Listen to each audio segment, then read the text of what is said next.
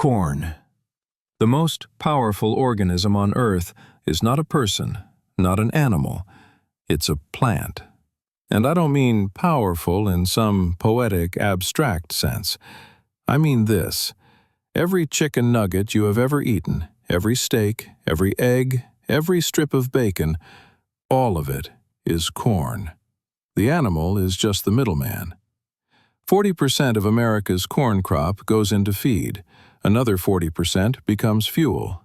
The corn you actually eat? Less than 1%. Open your refrigerator. The soda? Corn. The salad dressing? Corn. The bread? Corn. Walk to your bathroom. Mouthwash? Corn. Toothpaste? Corn. Get in your car, and every gallon of gas you pump is 10% corn. But here's the thing. Nature did not create corn. There is no wild corn. Corn cannot reproduce without humans. Drop a cob on the ground and it simply rots. The seeds are trapped. Every corn plant alive today exists because a human planted it. We didn't domesticate corn. We invented it. We took a worthless grass smaller than a grain of rice and turned it into a caloric superpower. And in doing so, we didn't just create a crop. We created modern finance. The first futures contracts? Invented to trade corn. The first clearinghouses? Built for corn. Carbon credits, ethanol mandates, patented genetics. All of it traces back to this one plant. This isn't agriculture. This is the invisible architecture of civilization. From Aztec granaries that functioned as the world's first central bank, to slave ships fueled by cornmeal, to the Chicago trading pits that invented derivatives, to the ethanol refineries reshaping global energy. For 10,000 years, corn has been reinvented, first as food, then as currency, then as commodity, then as fuel. Each reinvention transformed civilization. This is that story. 9,000 years ago, in the Balsas River Valley of southwestern Mexico, bands of hunter-gatherers moved through a tropical forest of oak and pine. They harvested wild plants and hunted game. Among the grasses they encountered was a plant called teosinte, a bushy, multi-branched grass that bears almost no resemblance to the corn we know today. To understand what happened next, you need to understand what these early humans were looking at. Teosinte is, by any agricultural measure, a useless plant, with an ear that amounts to a tiny spike barely an inch long, containing 5 to 12 seeds. Each seed is encased in a stone-hard shell of silica and lignin, a fruit case designed by evolution to protect the seed from digestion by birds. Extracting the meager nutritional content required cracking each individual seed like a nut, without shattering the tiny kernel inside. The plant was designed to scatter its seeds, which made matters worse. When the ear matures, the central axis shatters and catapults the fruit cases in every direction. For a human trying to harvest a crop, this amounts to a disaster, because the harvest window is vanishingly short, and collecting scattered seeds from the forest floor yields almost nothing. Studies estimate that gathering and processing wild grass seeds returns approximately 180 to 300 calories per hour of labor. That's enough to supplement a diet, but nowhere near enough to build a civilization. And yet, something about teosinte attracted those ancient foragers. The initial attraction may not have been the grain at all, but the sugar. Like sugarcane, teosinte stalks accumulate sugars that can be extracted by chewing or fermenting into a mild alcoholic beverage. Seeds may have been a byproduct, popped over fire to make the stone-hard casings, explode and reveal the tiny, starchy kernels within. Whatever the initial draw, human selection began reshaping the plant, and over the next 4,000 years, the transformation that occurred became the most radical genetic engineering project in human history.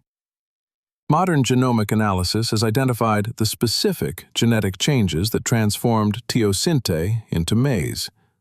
What those ancient farmers achieved through intuitive selection over thousands of generations was nothing less than the reprogramming of the plant's fundamental architecture. The first critical mutation occurred at a gene called teosinte gloom architecture 1, or TGA1. This gene controls the development of the hard fruit case surrounding the seed. In wild teosinte, this gene directs the deposition of silica and lignin to create the stone-hard shell.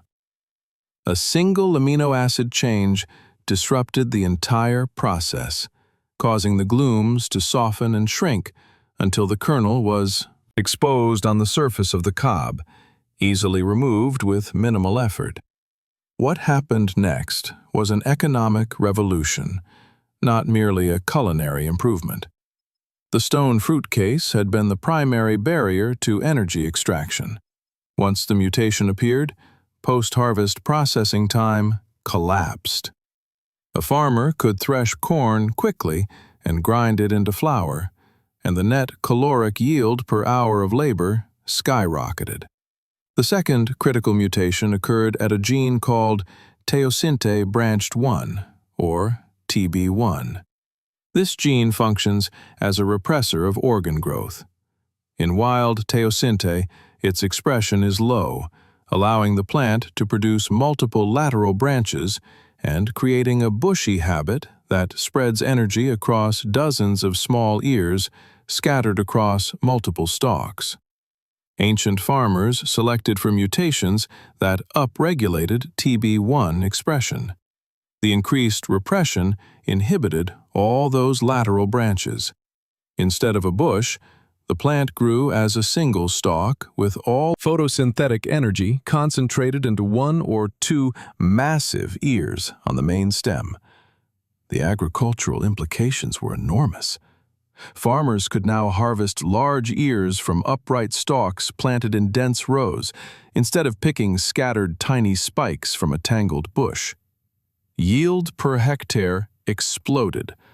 The combination of the naked kernel and the concentrated ear created an entirely new plant, and by the time domestication was complete, seeds weighed 10 to 20 times more than wild teosinte.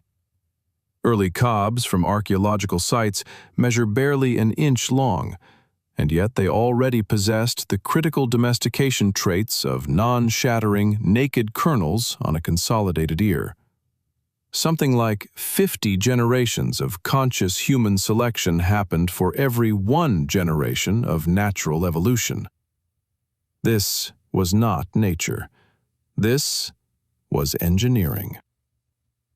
To appreciate what these genetic changes meant for human civilization, the transformation must be quantified in energetic terms. Foraging wild teosinte returns approximately 180 to 300 calories per hour of labor.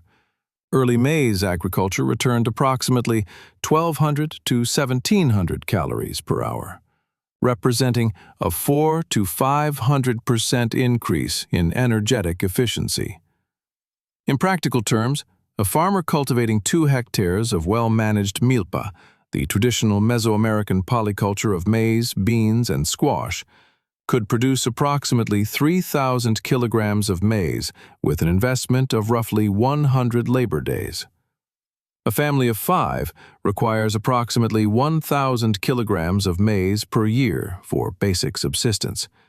That leaves 2,000 kilograms as surplus. This creates 265 days per year of free labor, time not required for food production. That vast reservoir of surplus time is the capital that built civilizations. The state taxes this surplus through tribute or corvée labor. Temples are constructed, armies are raised, bureaucracies are staffed, artisans specialize, priests observe the heavens. None of that is possible at 300 calories per hour, and all of it becomes possible at 1,700 calories per hour. The second revolutionary property of corn is its storability. Foragers rely on what economists might call current account calories, food that must be consumed quickly before spoilage, because fruits rot and meat decays. Maize, once dried to 10 to 12% moisture content and stored in properly ventilated granaries, can last 1 to 3 years with minimal nutrient loss. This is not merely agricultural efficiency. This is the invention of savings. The farmer can bank his surplus harvest, hedging against drought, war, or crop failure. In the absence of metal currency, stored corn is wealth, tangible, durable, and convertible into labor on demand. Raw corn contained a fatal flaw that nearly prevented its rise. Corn holds niacin, vitamin B3, but in a chemically bound form that the human digestive system cannot absorb. A diet heavily dependent on unprocessed corn leads to pellagra, a horrific nutritional deficiency characterized by the 4 Ds: dermatitis, diarrhea, dementia, and death. Raw corn is also difficult to digest because it contains trypsin inhibitors that block protein absorption and oligosaccharides that cause severe intestinal distress. Whole boiled corn is, at best, a poor man's food. The breakthrough came through nixtamalization, a word derived from the Nahuatl nextamali, meaning ashes and dough. The process appears deceptively simple. Dried corn kernels are soaked and cooked in an alkaline solution of lime water or wood ash. This treatment transforms the grain at the molecular level, breaking the chemical bonds that trap niacin and making the vitamin bioavailable.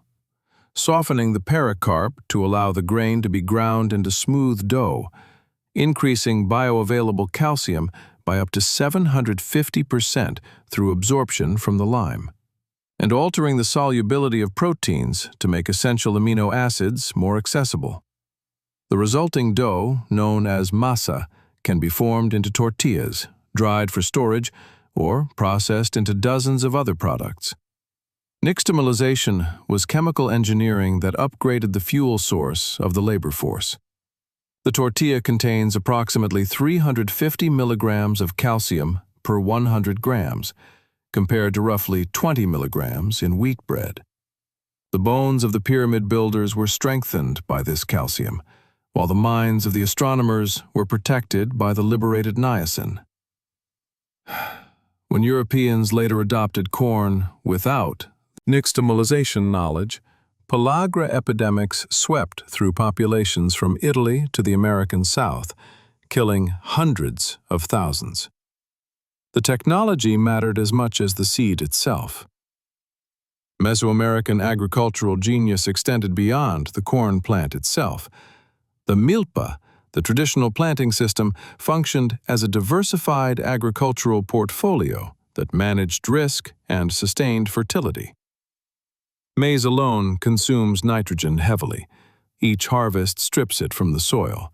Without replenishment, yields crash within a few seasons, forcing farmers to abandon exhausted fields and clear new forest in the practice known as swidden agriculture. Beans solved this problem. Legumes fix atmospheric nitrogen into ammonia forms usable by plants through a symbiotic relationship with rhizobium bacteria in their root nodules. The current season's corn may not directly access all the nitrogen fixed by companion beans, but the decomposition of bean residue enriches the soil for subsequent cycles. This was the world's first self-fertilizing agricultural system. Squash provided insurance because its broad horizontal leaves create a living mulch at ground level. This canopy shades the soil, retaining moisture during drought and suppressing weed growth. The reduced weeding labor translates directly into reduced agricultural costs. Modern agronomic studies confirm the efficiency of this system. The land equivalent ratio, a measure of polyculture productivity, consistently exceeds 1.0 for the three sisters, often reaching 1.3 to 1.5. That means 1 hectare of milpa produces as much food as 1.3 to 1.5 hectares of monoculture plantings. The corn plant itself possessed a hidden advantage that its domesticators could not have understood. That advantage was carbon chemistry. Corn is a C4 plant, one of a small percentage of species that evolved a more efficient photosynthetic pathway. Most plants like wheat and rice are C3 species and lose up to 40% of their captured carbon through photorespiration. But C4 plants like corn suppress this wasteful process. The result is 30 to 50% higher water use efficiency compared to C3 grains. In the hot, sunny conditions of Mesoamerica, this molecular advantage translated directly into economic advantage. Corn could produce more calories per acre per drop of water than any competing grain. The C4 pathway was a hidden subsidy from evolution, and it would eventually allow corn to dominate global agriculture. In economic terms, the milpa system manufactures land through biological efficiency. The extraordinary productivity of maize created what demographers call the sedentary trap. A hectare of wild territory exploited via foraging typically supports less than one person, while a hectare of established milpa can support 2 to 4 people. Once a population expands to the density that maize agriculture enables, returning to foraging becomes mathematically impossible, because there is simply not enough wild food to sustain the population. This irreversibility locked societies into the land. The investment in clearing fields, building granaries, and managing the agricultural cycle represented sunk costs that could not be abandoned. This necessitated the defense of territory. Territory brought fortified settlements, warrior classes, and complex political hierarchies to manage land rights. The corn farmer of 5000 BCE likely did not know he was creating an empire. He was simply selecting the largest seeds from the best ears. But the cumulative effect of those selections, multiplied across thousands of generations, created a biological technology that would support the greatest civilizations of the ancient Americas. By the 15th century CE, the agricultural revolution initiated in the Balsas River Valley had culminated in one of the most sophisticated political economies of the pre-industrial world. That economy was the Aztec Empire. The Triple Alliance of Tenochtitlan, Texcoco, and Tlacopan dominated central Mexico. At its height, Tenochtitlan supported a population of over 200,000 people, larger than any European city of the era. All of it built on an island in Lake Texcoco. Feeding this island metropolis required one of the most intensive agricultural systems ever devised, the chinampa, the so-called floating gardens of the lake system. These were not gardens that floated, but artificial islands engineered from layered mud, vegetation, and stakes driven into the shallow lake bed. At a time when urban engineering of this scale existed nowhere else on Earth. With constant access to water and the nutrient-rich sediments of the lake, chinampas could produce up to 7 harvests per year. Modern estimates suggest yields of 3,000 to 6,000 kilograms of maize per hectare, 3 to 6 times the productivity of rain-fed agriculture. Agriculture alone does not explain how an island city fed 200,000 mouths, however. The answer reveals a financial system of unusual sophistication, a grain standard economy where corn functioned as the sovereign currency of the state. The primary source for understanding Aztec fiscal policy is the Codex Mendoza, a pictorial manuscript prepared for the Spanish colonial administration. Part 2 of this codex lists the 38 tributary provinces of the empire, the specific goods owed, and the frequency of payment, making it the tax map of the Aztec Empire. What the codex reveals is a highly rational economic strategy based on the value-to-weight ratio of goods. Consider the province of Chalco, located on the southern shore of Lake Texcoco. Chalco paid the highest agricultural tribute of any province, 6 trojes of maize, 2 of beans, 2 of chia, and 2 of amaranth. Each troje representing a standard granary unit of approximately 4,000 to 5,000 fanegas of dry grain, tens of thousands of kilograms. Chalco paid so much grain because it was located on the lakeshore and could transport this massive bulk tribute to Tenochtitlan via canoe, the most energy-efficient transport method available. The state maximized bulk food extraction from the zone where transport costs were negligible. Now consider Tuxtepec, located in the fertile tropical lowlands of Veracruz and Oaxaca, hundreds of kilometers from the capital over mountainous terrain.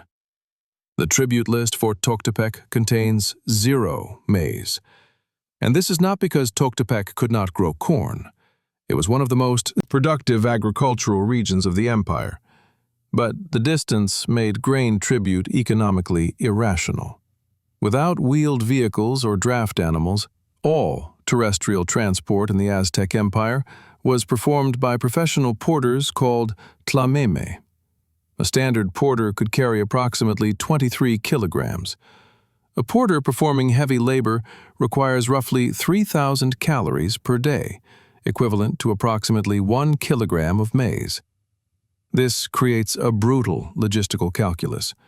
On a 10-day journey, a porter would consume 10 kilograms of his 23-kilogram load just to sustain himself, and he must also consume food for the return journey. Over long distances, the porter eats the cargo. The Aztec state understood this perfectly. From distant provinces like Tuxtepec, the tribute demanded was not grain, but gold diadems, jade, green feathers, rubber balls, and cacao, all high-value, low-weight goods that could justify the transport cost. The state maintained an internal exchange rate where the luxury tribute from peripheral provinces could buy the caloric tribute from the core. The central treasury, the Petlacalco, or Hall of Granaries, acted as a clearinghouse, converting the imperial surplus into the specific asset classes needed: corn for the army, gold for the elite, cacao for trade. Corn performed all 3 classical functions of money in the Aztec economy. Goods and services were priced in volumes of grain as a medium of exchange. A day of porter labor valued at approximately 100 cacao beans, equivalent to roughly 1 carga of maize or 1 turkey hen. This parity between labor, protein, and grain suggests a labor theory of value embedded in the Aztec monetary system. The tribute rolls record obligations in standardized units as a unit of account: bins of maize, bundles of cotton cloaks, stacks of cacao. State budgeting was conducted in these physical commodities. Corn also served as a store of value. Unlike cacao, which deteriorates, or cotton, which can be damaged by pests, properly stored maize remains viable for years. Colonial accounts claim the Petlacalco could hold enough grain to feed the city for 20 years in reserve. That's likely an exaggeration, but indicative of the scale. The Spanish friar Bernardino de Sahagún, compiling the Florentine Codex in the decades after the conquest, described the Petlacalcatl, the keeper of the reed madhouse, as the empire's minister of finance. This official oversaw the central granary, verified tribute deliveries against official records, and authorized disbursements for public works and military campaigns. When the emperor ordered the construction of a new stage of the Templo Mayor, he was not allocating gold or silver. He was writing a check against the grain reserves. The Petlacalco opened, and workers received daily rations of maize and beans as wages. In this framework, the corn stored in the granaries was effectively stored labor. The state could convert agricultural surplus into infrastructure by releasing these reserves. The efficiency with which the Petlacalcatl managed these disbursements determined the pace of imperial construction. The logistical constraints of the Porter economy set hard limits on Aztec imperial expansion. A tlameme carrying 23 kilograms of food could sustain a combat team, 1 soldier and 1 porter, for approximately 11.5 days at 2 kilograms consumption per day. This calculation assumes a one-way journey, however. An army that marches out must also return. For a round trip, the effective operational radius is approximately 5 to 6 days of marching. At a standard march rate of 20 to 30 kilometers per day, the combat radius of an Aztec army relying solely on carried supplies was only 100 to 180 kilometers. This is the tlameme limit, the mathematical constraint that dictated the political geography of the empire. The Aztecs could not sustain permanent garrisons at great distance from the capital. The logistics were impossible. Instead, they developed a hegemonic rather than territorial empire. Conquered provinces were not occupied, but forced to pay tribute and maintain loyal rulers. Aztec armies passed through periodically to enforce compliance and punish rebellion. The tribute system was, in part, a pre-positioning of supplies. Subject provinces were required to maintain grain stores that Aztec armies could tap during campaigns. Each resupply reset the tlameme clock, allowing the army to project power further. Where the grain stopped, the empire stopped. The Inca, by contrast, solved the tlameme limit through massive infrastructure investment. Along the 40,000 kilometers of the Capacñan road system, they constructed tambos, way stations every 20 to 30 kilometers, each stocked with food from nearby kulkas, or storage warehouses. An Inca army could march from Quito to Cusco, thousands of kilometers, by moving from one fuel station to the next. This gave the Inca effectively infinite operational range within their territory, allowing a true territorial empire of direct control. The caloric engine that powered Tenochtitlan was the chinampa, the floating garden of the lake. Chinampas were not actually floating. They were constructed islands built up from layers of aquatic vegetation, mud, and lake sediment, anchored by ahuejote willow trees planted along the edges. Canals separated the rectangular plots, allowing farmers to travel by canoe and irrigate continuously. The productivity of the chinampa system was extraordinary. While the rain-fed milpa produces 1 to 2 tons of maize per hectare per harvest, a chinampa could produce 3 to 4 tons per hectare and yield 3 to 7 harvests per year due to the constant water supply and intensive management. This is high-frequency agriculture. The farmer did not need to wait 6 months for a return on planting investments. By using almacigos, the seedling nurseries, farmers could transplant mature seedlings into the chinampa beds immediately after harvest, maintaining continuous production. The estimated 9,000 hectares of chinampas surrounding Tenochtitlan could theoretically support 180,000 people on just those plots. This localized, high-intensity production allowed the metropolis to exist on an island, fed not by overland convoys, but by canoe loads of produce paddling through the canals. The chinampa system effectively eliminated the liquidity risk of seasonal agriculture. Calories flowed continuously, so that the urban population was insulated from the volatility of the harvest cycle. When Hernán Cortés and his conquistadors arrived in 1519, they confronted an empire that had solved problems Europeans would not master for centuries. The Aztec fiscal system, including grain-backed currency, centralized reserves, tribute accounting, and corvée labor organization, was more sophisticated than anything in contemporary Europe. The fall of the Aztec Empire was not a failure of economics. It was a catastrophe of epidemiology. Smallpox, introduced by the Europeans, killed between 25 and 50% of the indigenous population within decades. The labor force that had built the temples and tended the chinampas simply ceased to exist.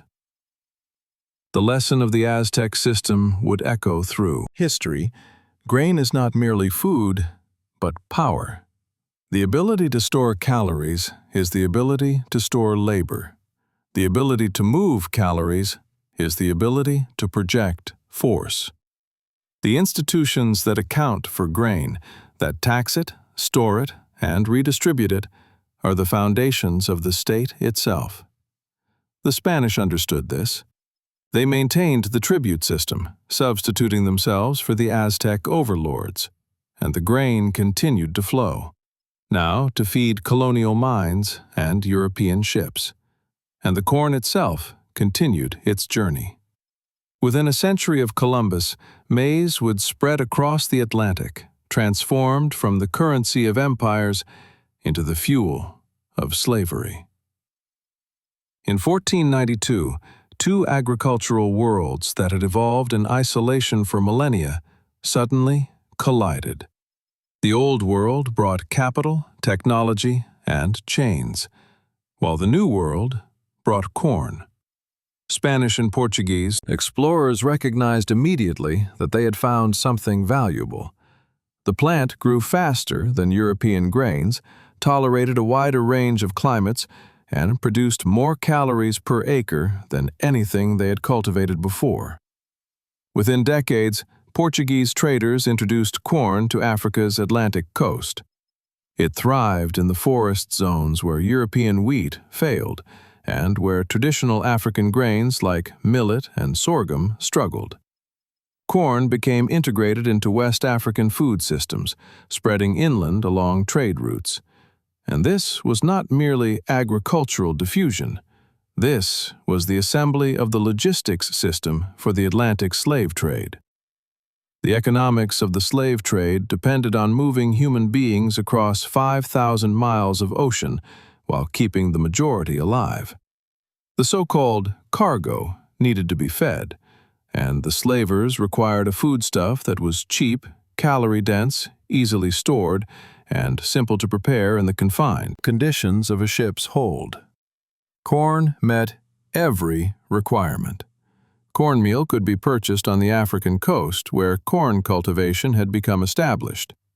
It stored for months without spoiling. It could be cooked into porridge using minimal water and fuel, which were critical constraints on a ship. At roughly half the cost per calorie of European wheat, the economics were irresistible. Ship ledgers record the rations: cornmeal porridge, sometimes mixed with palm oil, served twice daily. Sailors called this gruel dab-a-dab or loblolly, a thick, barely palatable mush ladled into communal bowls. The caloric content was calculated to maintain metabolic function while minimizing expenditure. The slavers did not understand the hidden cost. The corn served on the slave ships was not nixtamalized. The chemical process that had unlocked the nutritional value of corn in Mesoamerica for thousands of years was unknown to the Europeans, who now controlled the trade. Without nixtamalization, the niacin in corn remains chemically bound and unavailable. Without bioavailable niacin, the human body cannot properly metabolize energy, and the symptoms of pellagra, dermatitis, diarrhea, and mental deterioration would have begun appearing on voyages of several weeks. The corn that had built the Aztec Empire was now slowly degrading the bodies of those forced to subsist on it.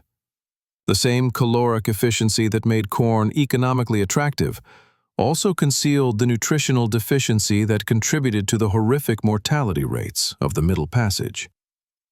Corn became the foundation of the slave economy's labor calculus in the American South. The standard weekly food ration for an enslaved field worker was 1 peck of cornmeal, approximately 14 pounds, occasionally supplemented with small quantities of salt pork, molasses, or garden vegetables. A peck of cornmeal contains approximately 11,200 calories. Spread across 7 days, that provides 1,600 calories per day. With supplements, an enslaved person might receive 1,700 to 2,000 calories daily. Fieldwork during planting and harvest requires 3,000 to 4,000 calories per day for an adult male performing sustained physical labor. The arithmetic was deliberate. The slaveholder provided fewer calories than the labor demanded, and the deficit was extracted from the body. The enslaved person was being slowly consumed. This was not ignorance, but optimization. The annual maintenance cost of an enslaved person, covering food, clothing, housing, and basic necessities, ranged from $30 to $61 in antebellum dollars. The value of an enslaved field hand ran approximately $1,000 to $2,000. The return on this human capital was maximized by minimizing maintenance cost while extracting maximum labor. Corn made the mathematics work. Cornmeal cost roughly half as much as wheat, allowing planters to fuel their labor force at minimal expense. The savings flowed directly to the bottom line and to the coffers of the northern banks and British merchants who financed the cotton trade. This is caloric arbitrage in its most brutal form, the exploitation of a price differential between cheap vegetable calories and expensive human labor. The corn was the fuel, the enslaved person was the engine, the cotton was the product. Beyond the distributed rations, enslaved people across the American South and Caribbean were expected to grow their own food. On most plantations, marginal land, like hillsides, rocky outcrops, and swampy corners, was designated as provision grounds. Enslaved families were permitted to cultivate these plots on Sundays and holidays, producing corn, sweet potatoes, and vegetables to supplement inadequate rations. The economics of the provision ground appear at first glance to benefit the enslaved community, because they gained a degree of food sovereignty and, in some cases, could sell surplus produce. The deeper logic, however, was extractive. By requiring enslaved people to grow their own food, the plantation owner externalized the cost of labor reproduction. The Sunday labor that went into the provision ground was uncompensated work that the planter would otherwise have had to provision. The inferior and unstable land yielded uncertain harvests. A bad growing season meant hunger, but not for the planter. The provision ground system degraded the land as well. Corn grown continuously without nixtamalization depletes soil nitrogen rapidly. Pellagra, while less common in the Americas than in Europe because traditional African and indigenous processing methods were sometimes preserved, still affected populations that relied too heavily on non-processed corn. The provision ground was not a kindness, but the outsourcing of subsistence to the exploited. The Atlantic economy operated as an interlocking system where corn, cotton, sugar, and enslaved people flowed in reinforcing loops. Caribbean sugar plantations in the 18th century were extraordinarily labor-intensive. The cane had to be cut by hand, transported quickly to mills before the sucrose degraded, processed through multiple stages of boiling and crystallization, and packed for export. This labor was provided by enslaved Africans, and these enslaved workers were fed largely on corn. Corn was imported to the Caribbean from the North American colonies, becoming one of the primary exports of the colonial economy before cotton's dominance. The same ships that carried corn south returned with molasses, which New England distilleries converted into rum. Rum was shipped to Africa, where it was exchanged for enslaved people, who were transported to the Caribbean, where they grew sugar that was processed into molasses. The triangle was not merely commercial, but metabolic. Corn calories grown in Virginia sustained the labor that harvested cane in Jamaica, that produced the sugar consumed in London, that financed the ships that brought more enslaved people from Senegal. The commodity flows cannot be separated from the caloric flows. The energy accounting of the Atlantic economy runs through the corn kernel. Corn's role in labor extraction was not confined to the enslaved. Across the Atlantic, in the industrializing nations of Europe, corn became the cheap fuel that powered the factory workforce. Ireland provides an instructive case. By the early 19th century, the Irish peasantry had become almost entirely dependent on the potato, a New World crop that produced more calories per acre than any European grain. The potato allowed landlords to subdivide their holdings into smaller and smaller plots, each capable of sustaining a family on minimal acreage. Rent could be maximized, and exportable crops like wheat, oats, and barley could be grown on the best land for sale to England. When Phytophthora infestans, the potato blight, struck in 1845, the caloric foundation of Irish life collapsed overnight. What is less discussed is what happened next. The British government, committed to laissez-faire ideology, refused to interfere with food markets. Grain continued flowing out of Ireland, even as people starved. The relief measures that were implemented included the provision of cheap corn, American maize, imported across the Atlantic. The corn was unfamiliar to Irish palates and digestive systems because it required different preparation methods. The non-nixtamalized meal caused digestive distress. Some relief corn was of such poor quality that it was nearly inedible, earning the name Peel's brimstone. The provision of corn was structured as a relief measure rather than a right, and recipients often worked on public works projects, building roads and breaking rocks to earn their corn ration. The caloric subsidy was tied to labor extraction. Here is the pattern. Cheap corn allows wages to be driven to subsistence level. The worker who can survive on cornmeal does not need to be paid as much as the worker who demands wheat bread.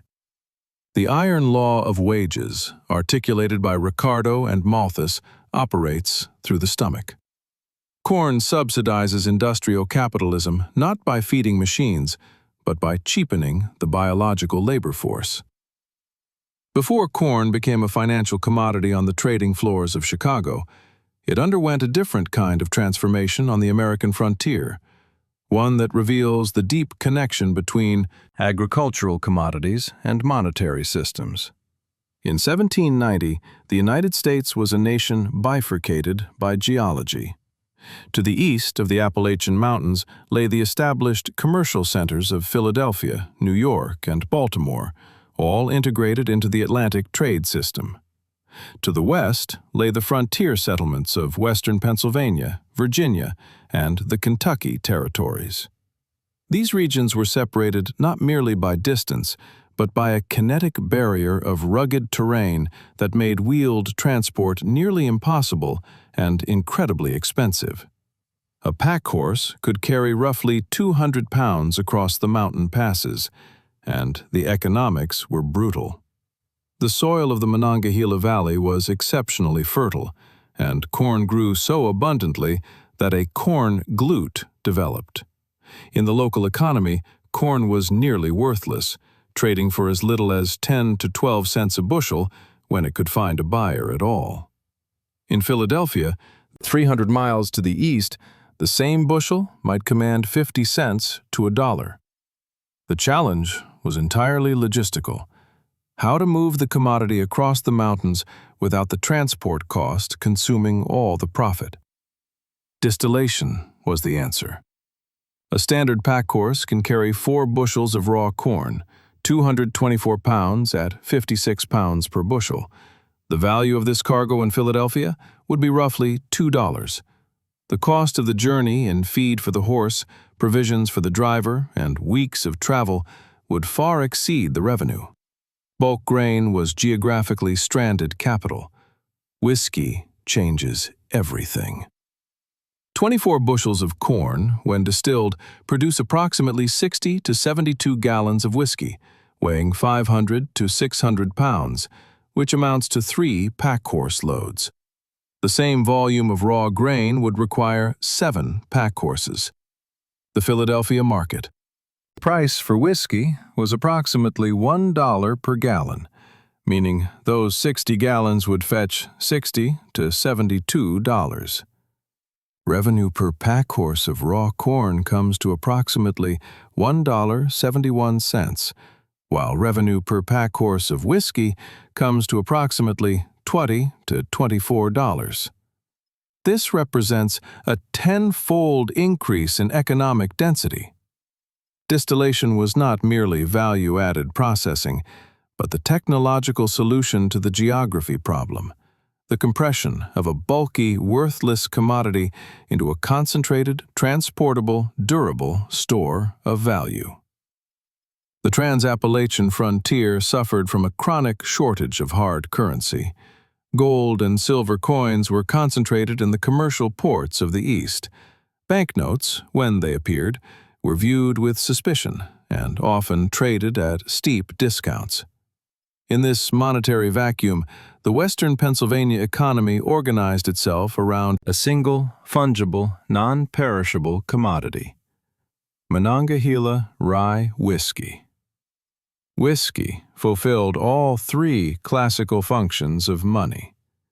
Goods and services were priced in gallons as a medium of exchange. A day of labor might cost a pint.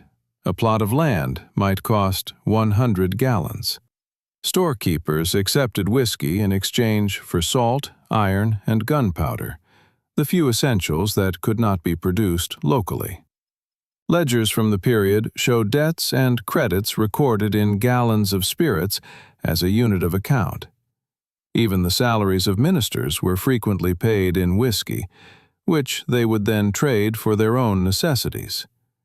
Whiskey also served as a store of value. Unlike raw grain, which was susceptible to mold, pests, and rot, whiskey improved with age. A farmer could bank his surplus harvest in barrels. In an era before savings accounts, a cellar full of whiskey was a hedge against drought or future calamity. By the early 1790s, the density of distilleries in western Pennsylvania was staggering. Tax records indicate that Washington County alone had over 500 stills in operation. This was not a centralized industry of large factories, but a decentralized network of kitchen stills and small farm operations.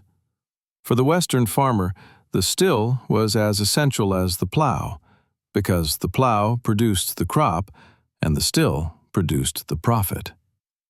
This economic ecosystem functioned well internally, but failed catastrophically when it interfaced with the federal government. Alexander Hamilton, the first Secretary of the Treasury, faced a monumental challenge.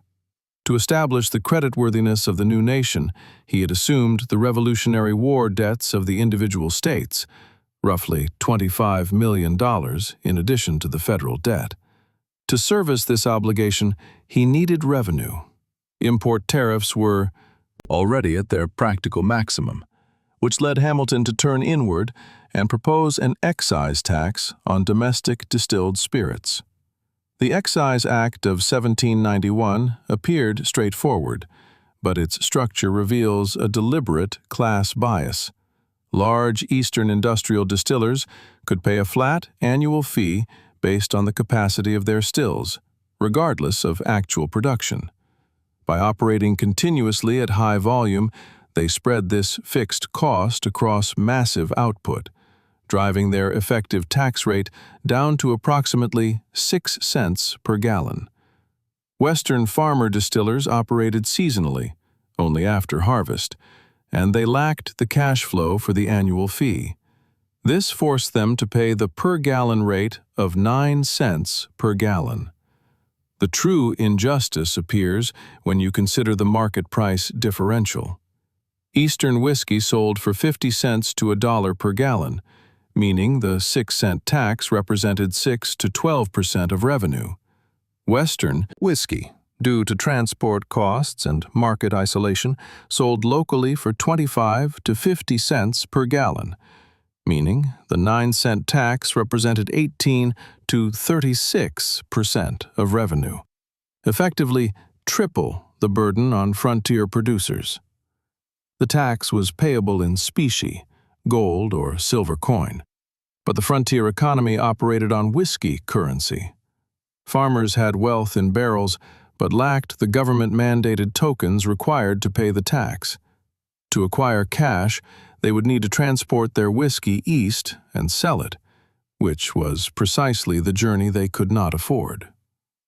The Whiskey Rebellion of 1791 to 1794 was not a disorderly riot over liquor prices, but a structural clash between two economic systems. The decentralized, barter-based agrarian capitalism of the frontier, and the centralized, specie-based financial architecture being constructed in Philadelphia. President Washington, urged on by Hamilton, mobilized nearly 13,000 federal troops, an army nearly as large as the force that had defeated the British at Yorktown, to march on western Pennsylvania. Hamilton himself rode with the army. The rebellion collapsed, and the federal government asserted its monopoly on taxation and violence. But the economic consequences were lasting. The excise structure continued to favor large producers. Small farmers, unable to pay the tax or risk the penalties, abandoned commercial distillation. Many migrated west down the Ohio River into Kentucky, seeking to escape the reach of federal collectors. Kentucky is where bourbon whiskey emerged. The charred oak barrel, now a legal requirement for bourbon, likely began as a practical solution to the logistical challenges of the long river journey to New Orleans. Barrels were expensive and often reused.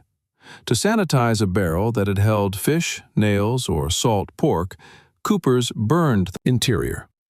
When the clear corn spirit traveled in these charred barrels for months down the Mississippi, the temperature fluctuations caused the liquid to breathe in and out of the wood, extracting caramel and vanilla notes and transforming raw white dog into smooth amber whiskey. The liquid corn of the frontier had found its final form. The story of corn's financial transformation truly begins in the 1840s, on the shores of Lake Michigan. Chicago in 1840 was little more than a muddy village. A decade earlier, it had been a frontier trading post.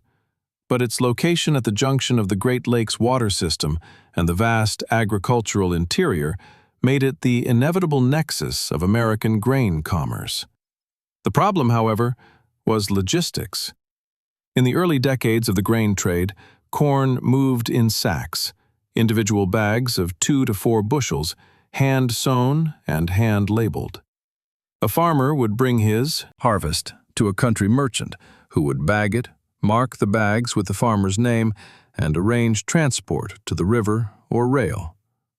This sack system preserved the identity of each farmer's grain, because buyers could trace quality back to a specific producer. But it was catastrophically inefficient.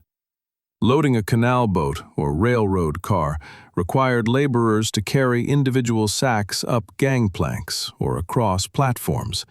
A skilled worker could move approximately 300 bushels per day. Unloading required the same labor in reverse. At each transfer point, from wagon to warehouse, warehouse to boat, and boat to elevator, the same sacks were manhandled again. The delays were measured in days. The costs were measured in dollars per bushel. The spoilage from torn bags, moisture infiltration, and simple theft was endemic. By the 1850s, Chicago had approximately 30 grain warehouses, each operating as an independent fiefdom. The city received more grain than it could process. Wagons clogged the streets for miles. Ships waited at anchor for weeks to load. The infrastructure was choking on its own success. Steam power and vertical integration provided the solution. The first steam-powered grain elevator in Chicago was constructed in 1848, the same year the Chicago Board of Trade was founded. Within a decade, a handful of massive structures dominated the waterfront, each capable of holding 500,000 to over 1,000,000 bushels. The engineering was straightforward but revolutionary. Grain entered at ground level, where it was dumped from wagons or rail cars into a pit. A continuous bucket conveyor, powered by steam, lifted the grain to the top of the structure, where it was weighed automatically and discharged into one of dozens of storage bins. When a ship arrived to load, the grain flowed by gravity through chutes into the hold. The throughput was revolutionary, because a steam elevator could receive and discharge 1,000 bushels per hour, 3 times the capacity of hand loading. Labor costs collapsed, while transit time plummeted. The elevator introduced a fundamental transformation in the nature of the commodity itself. When grain entered the elevator, its identity was erased. Farmer A's corn and Farmer B's corn flowed into the same bin and could not be separated. They ceased to exist as distinct products from distinct producers and became undifferentiated corn. This was the birth of fungibility, the principle that one unit of a commodity is perfectly interchangeable with any other unit of the same grade. Fungibility is the prerequisite for modern commodity trading, because you cannot have a futures market in unique, identity-preserved goods. You can only trade standardized, interchangeable units. The destruction of individual identity required the construction of collective standards. If all corn was to be mixed together, buyers needed assurance that the mixture met specified quality parameters. This required grading, the classification of grain into standardized categories based on measurable attributes. The Chicago Board of Trade, founded by 82 merchants in 1848, initially functioned as a commercial club and advocacy organization, but it rapidly evolved into a regulatory body that established and enforced the standards that made the grain trade function. By 1856, the CBOT had established the first standardized grain grades: Club, number 1, spring wheat, number 2, spring wheat, and rejected. Each grade was defined by specific criteria, including moisture content, foreign material, damaged kernels, and test weight. For corn, the critical contract grade became number 2 yellow corn, the standard against which futures contracts would be settled. A buyer purchasing a futures contract for corn delivery was purchasing the right to receive corn meeting these specific parameters. The actual physical corn could come from anywhere, any farm, any elevator, any state, as long as it met the grade specification. This standardization allowed the commodity to be abstracted from the physical reality of the grain. A bushel of number 2 yellow corn from Iowa was legally and economically identical to a bushel of number 2 yellow corn from Illinois. They could be traded interchangeably. They could be netted against each other. They could be the subject of financial contracts between parties who would never see, touch, or transport a single kernel. Elevator operators who received grain did not immediately purchase it, but instead issued warehouse receipts.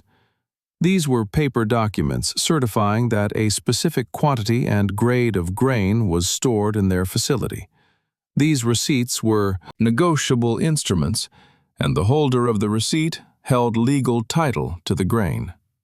The receipt could be endorsed and transferred, just like a check or a promissory note. This created a new form of money. A farmer or merchant who delivered corn to an elevator received a warehouse receipt for, say, 5,000 bushels of number 2 yellow corn. This paper could be held as an asset, a claim on physical grain that could be redeemed at any time. It could be sold to a third party who now held the grain claim. Or, and this was the critical innovation, it could be pledged as collateral for a loan. Banks that would never accept raw corn as collateral would happily accept warehouse receipts because the receipt was standardized, legally enforceable, and backed by physical assets in bonded storage. The banker did not need to inspect the grain or evaluate its quality because the grading system and the elevator's reputation stood behind the paper. With this confidence, banks began lending up to 90% of the face value of the receipt, a leverage ratio that flooded the agricultural sector with liquidity. This is the financialization of agriculture. The corn had become paper corn, a tradable financial asset distinct from the physical bushels in the warehouse. Merchants could buy grain, deposit it, borrow against the receipt, and use the cash to buy more grain. This leverage allowed Chicago traders to corner the market on the harvest, paying farmers cash on the spot, something the barter-based economy of the past could never achieve. The implications for the farm economy were far-reaching. Farmers could now monetize their harvest without immediately selling it, by storing the grain, obtaining a loan against the receipt, and waiting for prices to rise. The harvest was no longer a binary event of sell now or store at personal risk. The warehouse receipt converted the grain into liquid capital. The power of the elevator operators, who controlled the physical gateway and often the issuance of receipts, generated accusations of monopoly and fraud. Farmers claimed elevators were misgrading grain, downgrading number 2 to rejected to buy it cheap, then mixing it back into number 2 to pocket the difference. The tension culminated in the Grange movement and the passage of the Granger laws in Illinois, which regulated storage rates. The elevator operators challenged these laws all the way to the Supreme Court. In Munn v. Illinois in 1877, the court ruled against the elevators, establishing a principle that would shape American regulatory law for the next century. Private property, affected with a public interest, is subject to government regulation. Chief Justice Waite argued that because the elevators stood at the very gateway of commerce, controlling the connection between the vast grain-producing interior and the transportation networks that carried wheat to the world, they had ceased to be purely private enterprises. This ruling legitimized the CBOT's role not merely as a marketplace, but as a quasi-public regulator of the grain trade. The transformation of corn into a financial instrument required one additional technological breakthrough, and that breakthrough was real-time information. Before the telegraph, grain prices in Chicago, St. Louis, and New York were effectively independent because information traveled at the speed of horses and boats, days or weeks behind the physical reality of supply and demand. A merchant in Chicago might sell corn without knowing that prices in New York had already crashed. The telegraph annihilated this information gap. By the mid-1850s, telegraph wires connected Chicago to the eastern markets. Price quotations could travel from New York to Chicago in minutes rather than weeks. The Chicago Board of Trade established its own telegraph office, receiving continuous price feeds from correspondent exchanges. This created a unified market. When corn prices rose in Liverpool, the information flashed across the Atlantic cable, reached New York, and propagated to Chicago within hours. Arbitrageurs could no longer exploit information asymmetries that persisted for days, and prices converged across geography. The telegraph also enabled something more radical, the trading of grain that did not yet exist. The spot market, transactions for immediate delivery of physical grain, had always been volatile. Harvest time brought a glut that crashed prices. Spring brought scarcity that sent prices soaring. Farmers bore the full risk of this volatility, forced to sell at harvest when prices were lowest. The solution emerged from simple commercial necessity in the form of the to-arrive contract. A merchant in Chicago might agree to purchase 10,000 bushels of corn from a farmer in Iowa to be delivered in 3 months when the crop was harvested. The price was fixed today. The grain would arrive in the future. These informal agreements transferred risk. The farmer locked in a price, sacrificing upside potential in exchange for certainty. The merchant accepted the risk of price movement, betting that the agreed price would prove favorable. To-arrive contracts were bespoke agreements between specific parties, however. If the farmer failed to deliver, the merchant had to sue for damages. If the merchant went bankrupt, the farmer lost his buyer. Counterparty risk plagued every transaction. The innovation of the 1860s was the standardization and institutional backing of these forward agreements. On March 13, 1851, the Chicago Board of Trade recorded its first-time contract, a forward agreement for 3,000 bushels of corn to be delivered in June. By the 1860s, such contracts had become routine. The critical breakthrough came in 1865, when the CBOT adopted its general rules governing time contracts. These rules established several key principles. Standardization meant contracts were written for fixed quantities of 5,000 bushels of a specified grade, like number 2 yellow corn, for delivery in specified months. Margin meant both parties were required to deposit performance bonds, cash collateral that would be forfeit if they failed to meet their obligations. This reduced counterparty risk to the amount of the margin rather than the full value of the contract.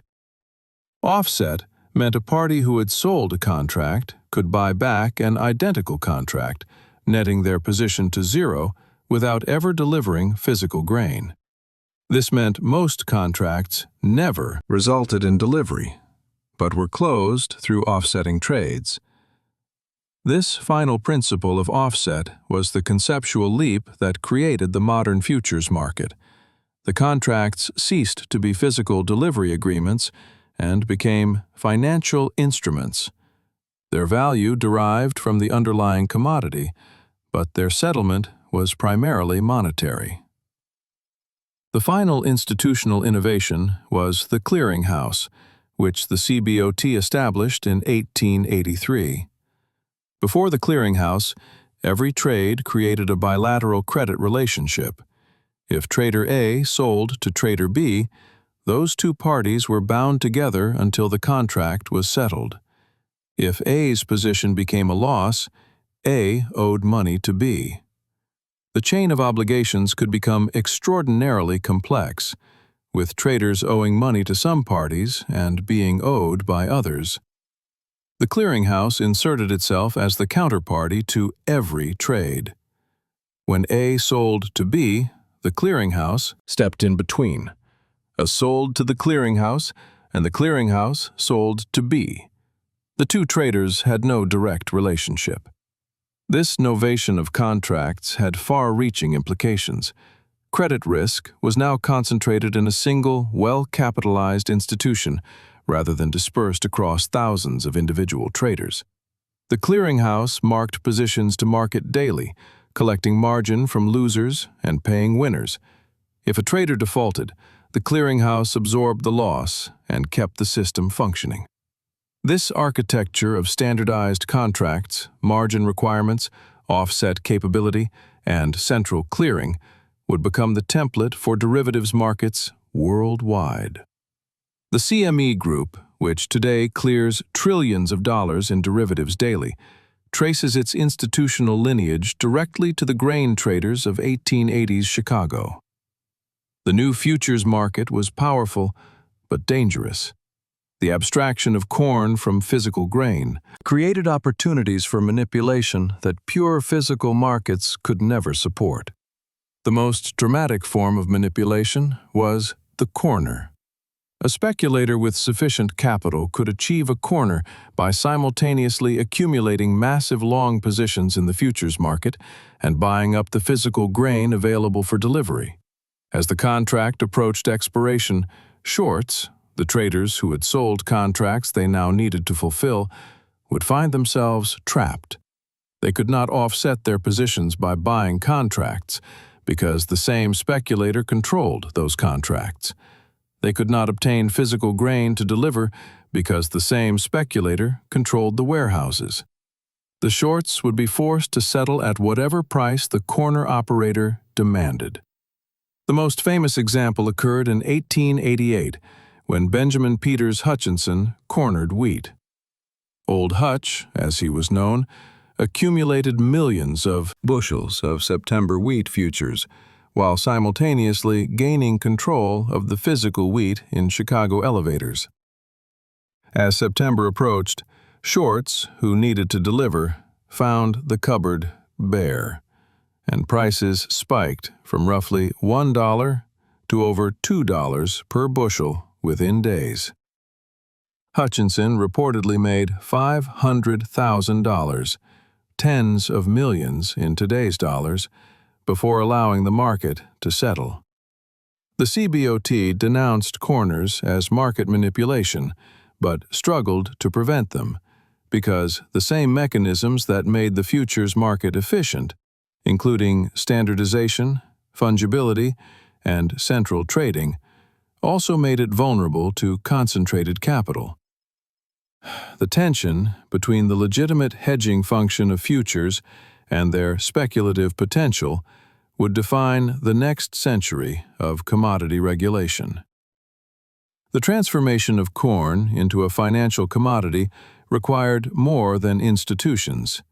It required physical infrastructure on a continental scale. The decisive advantage that made Chicago the center of the grain trade was its railway network. In the 1850s, Chicago became the terminus of a fan-shaped railway system that extended into the agricultural interior. The Illinois Central, the Chicago and Rock Island, and the Galena and Chicago Union all radiated outward from the city, drawing grain from hundreds of miles in every direction. St. Louis, Chicago's great rival, had superior access to the Mississippi River system. Historically, grain had flowed south by water to New Orleans. River transport had fatal disadvantages, however. The Mississippi froze in winter and halted commerce for months.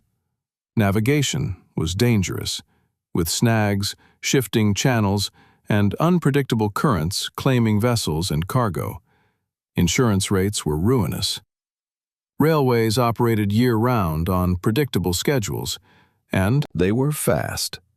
A shipment that took weeks by river took days by rail. By the 1880s, the transit time for corn from Iowa to London had collapsed from approximately 70 days via river and sail in 1840 to approximately 18 days via rail and steamship. This compression of time had enormous financial implications. Capital was tied up for shorter periods. Working capital requirements shrank. The grain arrived fresher with less spoilage. The financing of this infrastructure came from surprising sources. Federal land grants, strips of territory along the proposed routes, allowed railway companies to sell lands to settlers and speculators, funding construction. The largest capitalizers, however, were European, particularly British. The Baring Brothers Bank of London underwrote massive bond issues for American railways, channeling British savings into the American interior. The railways of the Midwest were, in a real sense, financed by the accumulated capital of the Industrial Revolution. British factory workers, through their pension funds and savings, indirectly funded the construction of the infrastructure that would ship cheap American grain back across the Atlantic, grain that would eventually undercut British farmers and reshape European agriculture. For 70 years, from 1866 to 1936, American corn yields remained essentially unchanged at 26 bushels per acre. Year after year, decade after decade, farmers planted more land, bought bigger equipment, and worked longer hours. But the yield per acre, the fundamental measure of agricultural productivity, refused to budge. This was not for lack of effort. Farmers experimented with fertilizers, varied planting densities, and tried new cultivation techniques. Agricultural colleges dispatched extension agents to spread the gospel of scientific farming. The corn plant itself seemed to have reached a biological ceiling. The problem was genetic. Open-pollinated corn, the standard variety of the era, was a diverse and variable population where each plant was genetically unique, pollinated by wind-blown pollen from dozens of neighbors. This genetic diversity provided resilience against pests and diseases. But it also meant the farmer could never lock in superior traits. The best ears bred with average ears. The average ears bred with the worst. The population regressed to the mean. When a farmer saved seed from his best ears, which was standard practice for centuries, he was not selecting a pure line, but selecting from a genetic lottery that would shuffle in the next generation. Progress was agonizingly slow because selection gains dissipated with every planting. The solution to this problem would transform American agriculture more profoundly than any development since domestication itself. The science of hybrid vigor, known as heterosis, had been understood since the early 20th century. When two genetically distinct inbred lines were crossed, the resulting offspring often displayed characteristics superior to either parent, including larger ears, stronger stalks, and greater resistance to stress. Harnessing heterosis commercially, however, was fiendishly difficult. To create a hybrid, breeders first had to develop inbred lines, genetically uniform populations produced by self-pollinating corn for 6 to 8 generations. The inbreeding process was brutal. With each generation, yields collapsed as deleterious recessive traits accumulated. By the 4th or 5th generation, the plants were pathetic, stunted, susceptible to disease, and barely able to produce a handful of seeds. These inbred lines were functionally useless on their own. They were merely the raw material, the genetic blueprints, for hybrid production. Crossing two inbred lines to produce commercial hybrid seed was prohibitively expensive, since the female parent, one inbred line, required manual detasseling to prevent self-pollination, and the labor costs made the seed uneconomical. The breakthrough came in 1917 from Donald F. Jones, a geneticist at the Connecticut Agricultural Experiment Station, who developed the double-cross method. Instead of crossing two inbred lines directly, Jones proposed crossing 4 inbred lines in sequence. First, 2 pairs of inbreds were crossed, producing 2 single-cross hybrids. These single crosses were vigorous, restored to productivity by heterosis, but still too labor-intensive to serve as commercial seed parents. Jones then crossed the 2 single crosses together, producing a double-cross hybrid. The economics changed entirely. The single-cross parents were now healthy plants with good seed production. The detasseling labor was manageable. The resulting double-cross seed, while slightly less uniform than a single cross, delivered massive yield improvements over open-pollinated varieties. The path to commercial hybrid corn was open. Hybrid corn contained a built-in mechanism for capturing value that might be called a biological patent. When a farmer planted hybrid seed and allowed the resulting crop to pollinate naturally, the second generation, the F2, did not breed true. The genetic magic of heterosis depended on the specific combination of alleles from the original inbred parents, and self-pollination scrambled this combination. F2 yields dropped 15 to 35% below the F1 hybrid. This yield depression made seed saving economically irrational, because a farmer who saved hybrid seed was effectively volunteering for a 25% pay cut. The rational choice was to purchase new seed every year.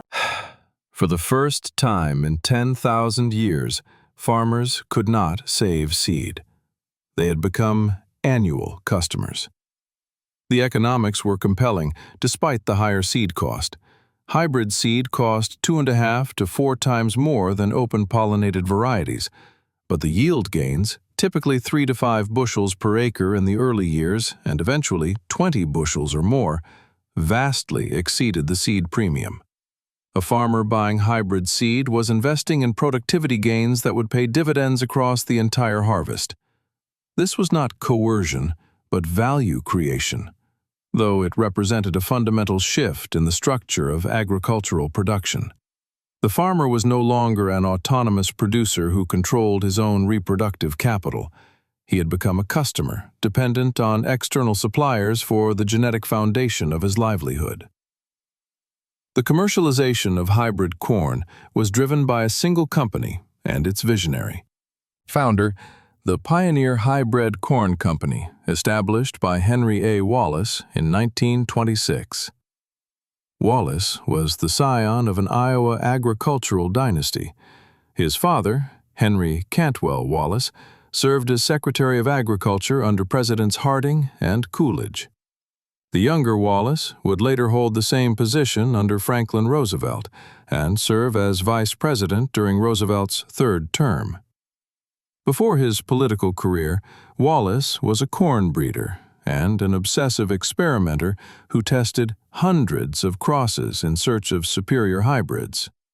In 1924, Wallace entered his hybrid Copper Cross in the Iowa Corn Yield Test, a statewide competition that measured actual field performance. And Copper Cross won. The following year, another Wallace hybrid took top honors. The message was clear. Hybrids outperformed open-pollinated varieties under real-world conditions. Pioneer's genius was not merely scientific, but commercial. Wallace developed the farmer-salesman distribution model, recruiting successful farmers in each county as dealers who sold Pioneer seed to their neighbors. These men, respected members of their communities, provided living testimonials to hybrid performance. When a farmer saw his neighbor's Pioneer field yielding 20% more than his own, he became a customer. The adoption curve was explosive. In 1933, hybrid corn represented approximately 1% of Iowa's corn acreage, but by 1943, just 10 years later, hybrids covered over 90%. This was one of the fastest technological diffusions in agricultural history. The droughts of 1934 and 1936 provided a brutal but decisive proof of concept. The Dust Bowl era exposed the vulnerability of American agriculture to climatic stress. In the Corn Belt, temperatures soared while rainfall vanished. Open-pollinated corn withered in the fields. Hybrid corn, specifically hybrids bred for drought tolerance, survived. The physiological basis was complex, involving deeper root systems, better water use efficiency, and faster silk emergence to ensure pollination before stress peaked. The practical result, however, was simple. Farmers who had planted hybrids harvested something. Farmers who had planted open-pollinated varieties harvested little or nothing. The drought was a filter that eliminated the skeptics and accelerated the converts. By the late 1930s, the transition was essentially complete in the commercial corn belt. The hybrid revolution was over. The consequences would unfold over the following decades. The second scientific revolution arrived after World War II, not through plant genetics but through industrial chemistry. The Haber-Bosch process, developed in Germany in the early 20th century, enabled the industrial fixation of atmospheric nitrogen into ammonia. This technology had been deployed primarily for munitions production. The explosives that devastated European battlefields were manufactured from fixed nitrogen. When the war ended, the United States possessed 10 massive anhydrous ammonia plants, built with public funds to supply the war effort, but now without a mission. The War Assets Administration faced a choice between mothballing the facilities at public expense or privatizing them. Privatization won. Companies like Spencer Chemical, Lion Oil, and Phillips Petroleum acquired the plants and sought commercial markets. And agriculture was the obvious customer. Nitrogen is the primary limiting nutrient for corn production. Traditional farming had obtained nitrogen through crop rotation, planting legumes like clover or soybeans that fixed atmospheric nitrogen through symbiotic bacteria, then plowing the residue into the soil. The well-managed rotation might provide 50 to 100 pounds of available nitrogen per acre. Synthetic ammonia changed the calculus entirely. The farmer could now apply 100, 150, even 200 pounds of nitrogen per acre, far more than any crop rotation could provide. The corn responded with explosive growth. Yields that had stagnated at 26 bushels per acre for 7 decades began to climb. By 1955, the second miracle was underway. Yields that had increased by perhaps 1 bushel per decade now increased by 1.9 bushels per year. The graph of corn productivity, flat for a century, bent upward like a hockey stick. The nitrogen revolution came with a hidden cost that would not be fully understood for decades. Traditional corn farming was a net energy producer because the solar energy captured by photosynthesis and stored in the starch and oil of the kernel exceeded the human and animal energy invested in cultivation. The farmer extracted surplus energy from the land. Industrial corn farming inverted this relationship. Synthetic nitrogen is manufactured through the Haber-Bosch process, which requires temperatures exceeding 400 degrees Celsius and pressures above 200 atmospheres. This is not free energy. It is derived from natural gas, fossil fuel energy captured millions of years ago from ancient sunlight. By the 1970s, agricultural scientists began to quantify this energy calculus. David Pimentel of Cornell University calculated that modern corn production required approximately 80 gallons of gasoline equivalent per acre, counting fertilizer manufacture, diesel for tractors, electricity for irrigation, and transportation. The corn produced on that acre contained less energy than the fossil fuels consumed to produce it. This was a thermodynamic inversion. Corn had ceased to be a net energy producer and had become a mechanism for converting fossil fuels into calories. A process that makes thermodynamic sense only if you value food calories more highly than fuel calories. The environmental consequences were equally severe. Excess nitrogen not absorbed by the corn leached into groundwater and ran off into streams. The hypoxic dead zone in the Gulf of Mexico, where nitrogen-fueled algal blooms deplete oxygen and kill marine life, is a direct legacy of the Midwestern fertilizer revolution. The combination of hybrid genetics and synthetic nitrogen created unprecedented productivity and unprecedented surpluses. American farmers, following the technology, could now produce far more corn than domestic markets could absorb, and prices fell.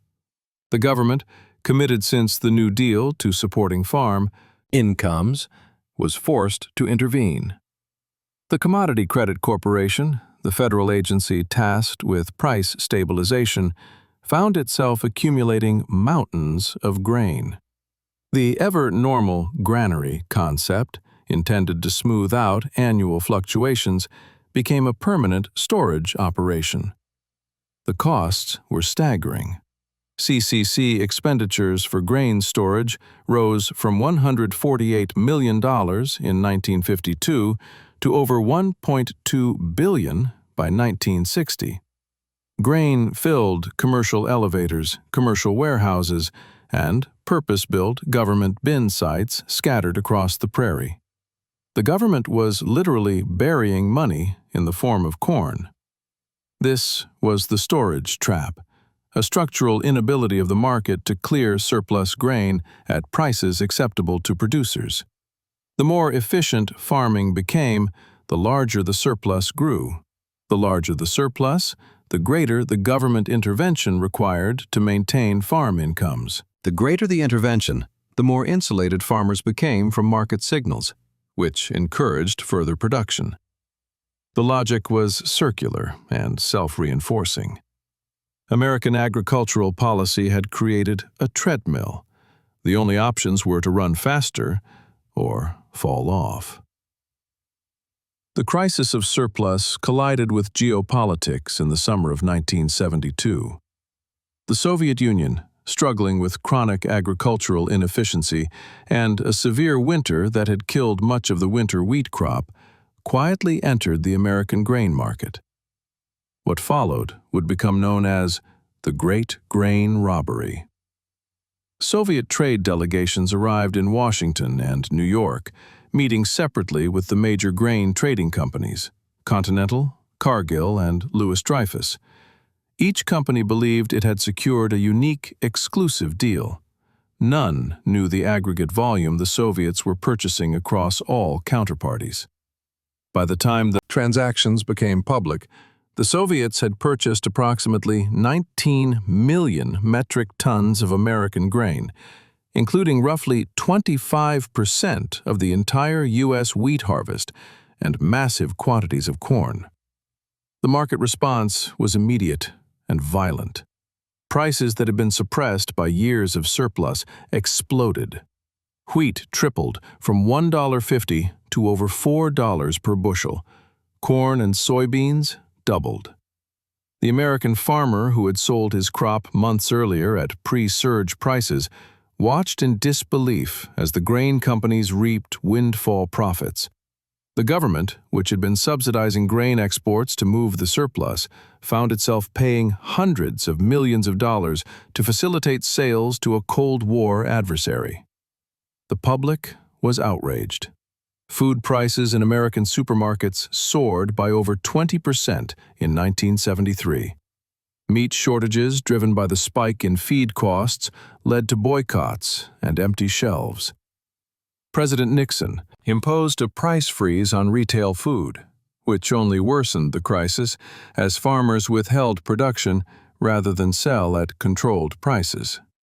The political fallout was immense, and Secretary of Agriculture Earl Butz became a lightning rod for public anger. Butz would also become the architect of a new agricultural policy, one that abandoned the New Deal framework entirely. Earl Butz was an ideologue, a former dean at Purdue University and a board member of major agribusiness corporations. Butz despised the supply management programs that had governed American agriculture since the 1930s. Those programs, including acreage allotments, marketing quotas, and government storage, were designed to prevent surpluses by limiting production. They paid farmers not to plant and prioritized price stability over maximum output. Butz saw this as socialist absurdity and urged farmers to plant fence row too. Fence row, eliminating the conservation barriers and set-asides that had been established after the Dust Bowl. His mantra was brutal and memorable. Get big or get out. The legislative vehicle for this transformation was the Agriculture and Consumer Protection Act of 1973. This law fundamentally restructured farm support. The old parity system had established price floors based on the purchasing power of farmers in the early 20th century. If market prices fell below the floor, the government purchased and stored the grain. High floor prices benefited farmers, but also benefited foreign competitors who could sell into the American market at artificially elevated prices. The 1973 Act replaced parity with target prices and deficiency payments. Under the new system, grain traded at market prices, whatever the global market would bear. If the market price fell below the target price, the government sent farmers a check for the difference. This deficiency payment subsidized farm income without distorting the market price of grain. The implications were sweeping. Because market prices could now fall freely, American grain became more competitive globally, and exports surged. The subsidy effectively transferred wealth from taxpayers to the industrial purchasers of cheap grain, including the feedlots, the corn refiners, and the trading companies. Butts's policy achieved its goal. American corn flooded the world market. The cost was borne by the mid-sized family farmer who could not achieve the scale economies that Get Big demanded, and by the environment, as fence-row to fence-row planting stripped the hedgerows and conservation buffers that had protected soil and water. The 1970s appeared, at first, to vindicate Butts's vision. Grain prices were high. Export demand seemed insatiable. Soviet purchases, Japanese imports, and global population growth suggested that the era of surplus was over. Farmland values followed the trend. Between 1970 and 1980, the average price of Iowa farmland increased from approximately $419 per acre to over $2,066 per acre. Farmers who had purchased land decades earlier suddenly possessed enormous paper wealth. The banks came calling. Agricultural lenders, including the Farm Credit System, commercial banks, and insurance companies aggressively marketed loans secured by this appreciating land. The logic seemed irresistible.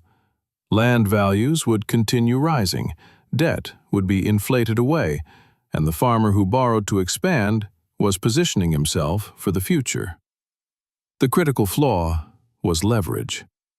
A farmer with $1 million in land and $200,000 in debt has a debt-to-asset ratio of 20%. If land values fall by 50%, his assets are now $500,000, while his debt is still $200,000. His ratio has jumped to 40%, and his equity has been cut by 60%. This is precisely what happened when the bubble burst. In January 1980, President Carter imposed a grain embargo on the Soviet Union in response to the invasion of Afghanistan. The embargo canceled contracts for 17 million metric tons of corn, wheat, and soybeans. When markets opened on January 9th, prices crashed limit down. The export market that had absorbed American surpluses suddenly constricted. Simultaneously, Federal Reserve Chairman Paul Volcker raised interest rates to break the back of inflation. The prime rate surged from 11% in 1979 to 21.5% in 1981. Farmers who had borrowed on variable rate notes saw their interest payments triple overnight. Land values collapsed. From the peak of $2,147 per acre in 1981 to the trough of $787 in 1986, Iowa farmland lost 63% of its nominal value. The single year of 1985 saw a devastating 30% drop. The moment of capitulation, when distressed inventory from foreclosures overwhelmed any remaining buyers. The farm crisis of the 1980s was the worst since the Great Depression. Between 1980 and 1988, approximately 300,000 farmers defaulted on their loans. At the height of the crisis in 1983 to 1985, Iowa alone averaged 500 public farm auctions per month. In 1985, 62 agricultural banks failed, over 50% of all bank failures in the nation that year. Suicide rates in farm states spiked. The 1985 murder-suicide by farmer Dale Burr at the Hills Bank in Iowa became a grim symbol of the despair. The survivors were disproportionately the largest operators, those with enough scale to absorb the losses and enough capital to buy foreclosed land at distressed prices. The missing middle was hollowed out. Hobby farms survived on off-farm income. Mega-farms survived on economies of scale. The mid-sized family farm that had leveraged up to expand was wiped out. The consolidation that Butts had called for accelerated through financial destruction. Even as the farm crisis ravaged the countryside, a parallel transformation was underway, one that would fundamentally alter the balance of power between farmers and the companies that supplied their inputs. The story begins not in a cornfield, but in a courtroom. On June 16, 1980, the same year the grain embargo shattered the export market, the Supreme Court ruled 5-4 in Diamond versus Chakrabarty. The case involved a General Electric microbiologist who had genetically engineered a bacterium capable of breaking down crude oil components. The question before the court was simple but profound. Could a living organism be patented? Chief Justice Warren Burger, writing for the majority, declared that Congress intended statutory subject matter to include anything under the sun that is made by man. The distinction between living and non-living matter was irrelevant. What mattered was whether the organism had been engineered by human ingenuity to have characteristics not found in nature. Justice Brennan dissented, warning that the extension of patent law to living organisms was a matter for Congress, not the courts. He argued that the exclusion of life from patentability was not an oversight, but a deliberate policy choice. Despite the narrow margin, Chakrabarty acted as a signal flare for global capital. If a bacterium could be patented because it was genetically modified, the logic extended immediately. A corn plant, similarly modified with foreign DNA, could also be patented. In 1985, the Patent Office's Board of Patent Appeals ruled in ex parte Hibbard that corn plants were indeed patentable subject matter. The extension was complete. But the seed industry had been governed for decades by a different legal framework, the Plant Variety Protection Act of 1970, which contained two critical exemptions. First, the research exemption allowed rival breeders to use protected varieties to develop new lines. Second, the farmer's exemption allowed farmers to save seed from their harvest to replant the following year. These exemptions served as a form of biological copyleft, ensuring that genetic improvements remained partially accessible. For the emerging biotechnology industry, however, these exemptions were fatal flaws. Because a business model based on billions of dollars in research and development required guaranteed recurring revenue, a guarantee that could only be provided by utility patents, which prohibit all unauthorized reproduction. The final legal battle came in 2001.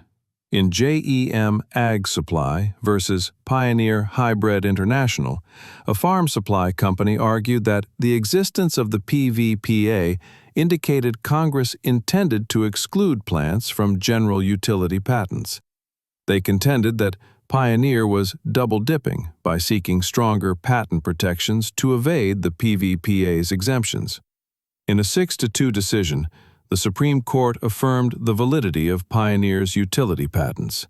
Justice Clarence Thomas wrote that The PVPA and utility patents were not mutually exclusive. The legal enclosure of the corn genome was complete. Seeds could now be treated like software, licensed rather than sold. The patent holder had the absolute right to prohibit replication. For 10,000 years, farmers had saved seed, and that practice was now, potentially, a federal crime. With the legal architecture established, the seed industry introduced a radical new pricing mechanism in the mid-1990s called the technology fee. Historically, the price of seed corn was determined by the cost of production, including growing hybrid seed, detasseling, harvesting, conditioning, and bagging, plus a breeder's margin. The transaction was a simple sale of goods. The introduction of genetically modified traits, including Monsanto's Roundup Ready herbicide tolerance and Bt insect resistance, changed this fundamentally.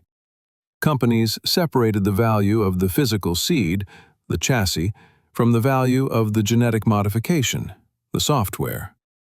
Farmers purchased the seed from a dealer, but paid a separate technology fee to the patent holder for the license to use the genetic trait. In 1998, the technology fee for Roundup Ready soybeans was set at $6.50 per 50-pound bag, while the seed itself might cost $19 to $22. The technology fee was pure royalty, requiring virtually zero marginal cost to the company once the research and development was complete. Because the traits were protected by patents, there was no generic competition. As the market consolidated, fees rose dramatically. By 2010, the average cost of genetically engineered corn seed had risen to $108.50 per acre, up from $26.65 in 1996, a 307% increase in 14 years. Soybeans showed a similar trajectory, from $13.32 per acre in 1995 to $55.55 in 2011, a 325% increase.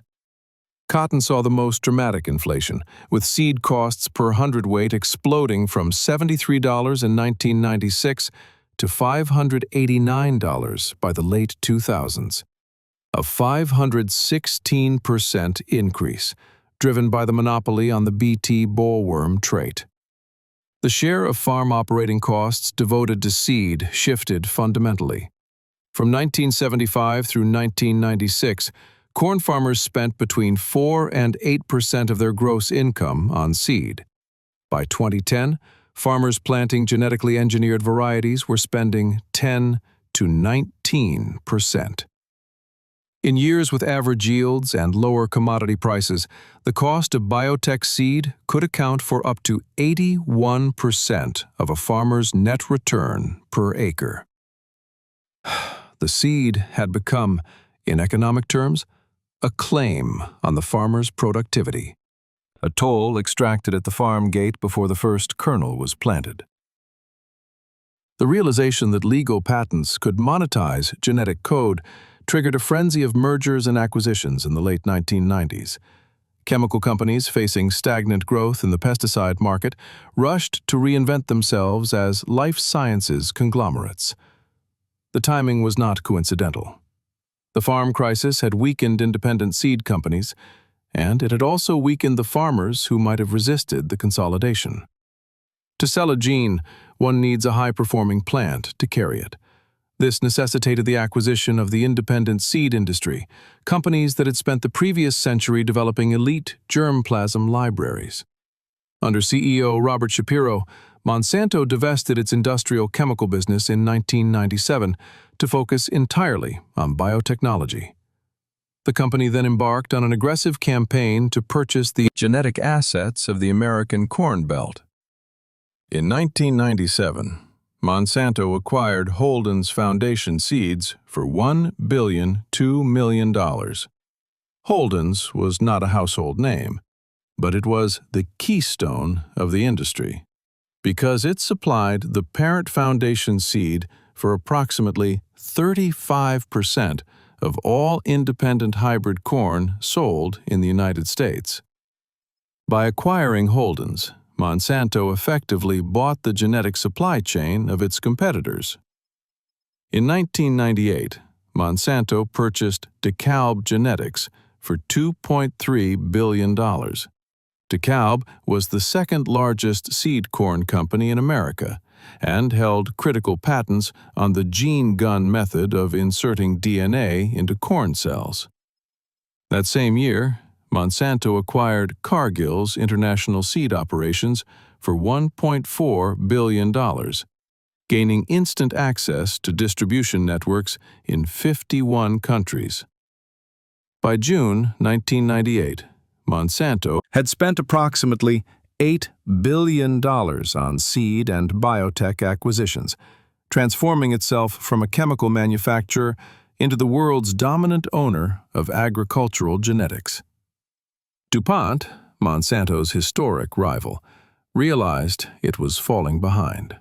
Its response was to acquire the crown jewel of the corn industry, Pioneer Hybrid International. Pioneer controlled over 40% of the U.S. corn market and possessed the world's deepest library of elite corn germplasm.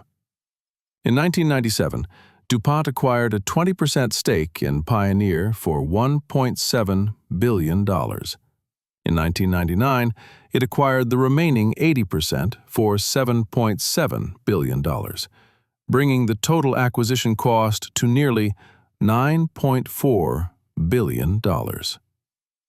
Europe's response to this American consolidation was the formation of Syngenta in November 2000, merging the agribusiness divisions of Novartis and AstraZeneca. By 2001, the hundreds of independent seed companies that had characterized the American market in the 1980s had largely disappeared or been absorbed. The industry was now dominated by the Big Six: Monsanto, DuPont, Syngenta, Bayer, Dow, and BASF. By 2011, the Big Six controlled 60% of the global proprietary seed market and 76% of the global agrochemical market. In the U.S. corn market, the concentration was even more extreme, with the top three firms controlling 85% of corn patents. The era of the independent seedsman was over. The era of integrated life sciences conglomerates had begun. The financialization of genetics relied on one critical mechanism: strict control over replication. A seed is a self-replicating technology. Selling it once creates a potential competitor in the customer who can harvest the crop and replant them. Offspring. To prevent this leakage of intellectual property, the industry implemented an aggressive regime of legal enforcement. Monsanto established a dedicated department for intellectual property enforcement, known colloquially among farmers as the Seed Police. The company allocated an annual budget of $10 million and employed 75 people solely to investigate and prosecute farmers for patent infringement and breach of contract. The enforcement tactics mixed technology with intimidation. Toll-free tip lines encouraged farmers to report neighbors suspected of saving seed. Private investigators, including Pinkerton agents, photographed fields, audited farm records, and monitored harvest activities. Crop sampling teams entered fields to take tissue samples, tested for the presence of the patented Roundup Ready gene. The legal instrument of control was the Technology Use Agreement, the contract signed when purchasing GMO seed. The agreement explicitly forbade saving seed and granted the company the right to access the farmer's land and records to verify compliance. Between 1997 and 2010, Monsanto filed 144 patent infringement lawsuits against farmers and settled approximately 700 cases out of court. The most famous case was Monsanto Canada versus Schmeiser in 2004. Percy Schmeiser, a Canadian canola farmer, became the global symbol of resistance. Monsanto investigators found Roundup-ready canola in his fields. Schmeiser argued he had not purchased the seed because his fields had been contaminated by wind-blown pollen or seeds falling from passing trucks. The Supreme Court of Canada ruled 5-4 in favor of Monsanto, holding that Schmeiser infringed the patent by using the invention, meaning growing the crop, regardless of how the genetic material arrived on his land. The precedent was chilling, because accidental contamination could constitute infringement. The purpose of these lawsuits was not revenue generation, since total recorded judgments amounted to roughly $15 million, negligible compared to Monsanto's multi-billion-dollar revenue. The purpose was deterrence. By making examples of farmers like Schmeiser, the industry ensured high compliance rates. The fear of litigation forced the entire corn and soy belt to repurchase seeds annually. The rapid scaling of the genetic revolution introduced systemic risks. The worst failure was the Starlink crisis of 2000. Starlink was a variety of Bt corn developed by Aventis Crop Science containing the Cry9C protein. Highly effective against pests, but with chemical characteristics similar to known human allergens. In 1998, the EPA granted a split approval. Starlink was authorized for animal feed and industrial use, but not for human consumption. The regulatory decision assumed that the American Grain Handling System, a bulk commodity stream designed for homogeneity, could effectively segregate a specific genetic variety, but it could not. In September 2000, activists tested Taco Bell taco shells and found traces of Starlink DNA. The contamination was catastrophic. Starlink was found in over 300 food products. Testing revealed that nearly 50% of the U.S. corn supply had been contaminated due to commingling in grain elevators. Aventis initiated a buyback program at 25 cents per bushel above market. Costs ran between $100 million and $1 billion. A $60 million settlement was paid to Taco Bell franchisees.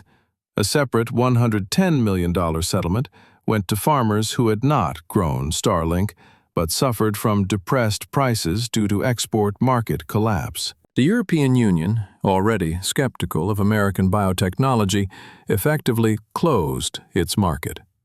Between 1998 and 2004, the EU approved no new GMO products. Because U.S. bulk corn shipments contained a mix of approved and unapproved varieties, the export market collapsed.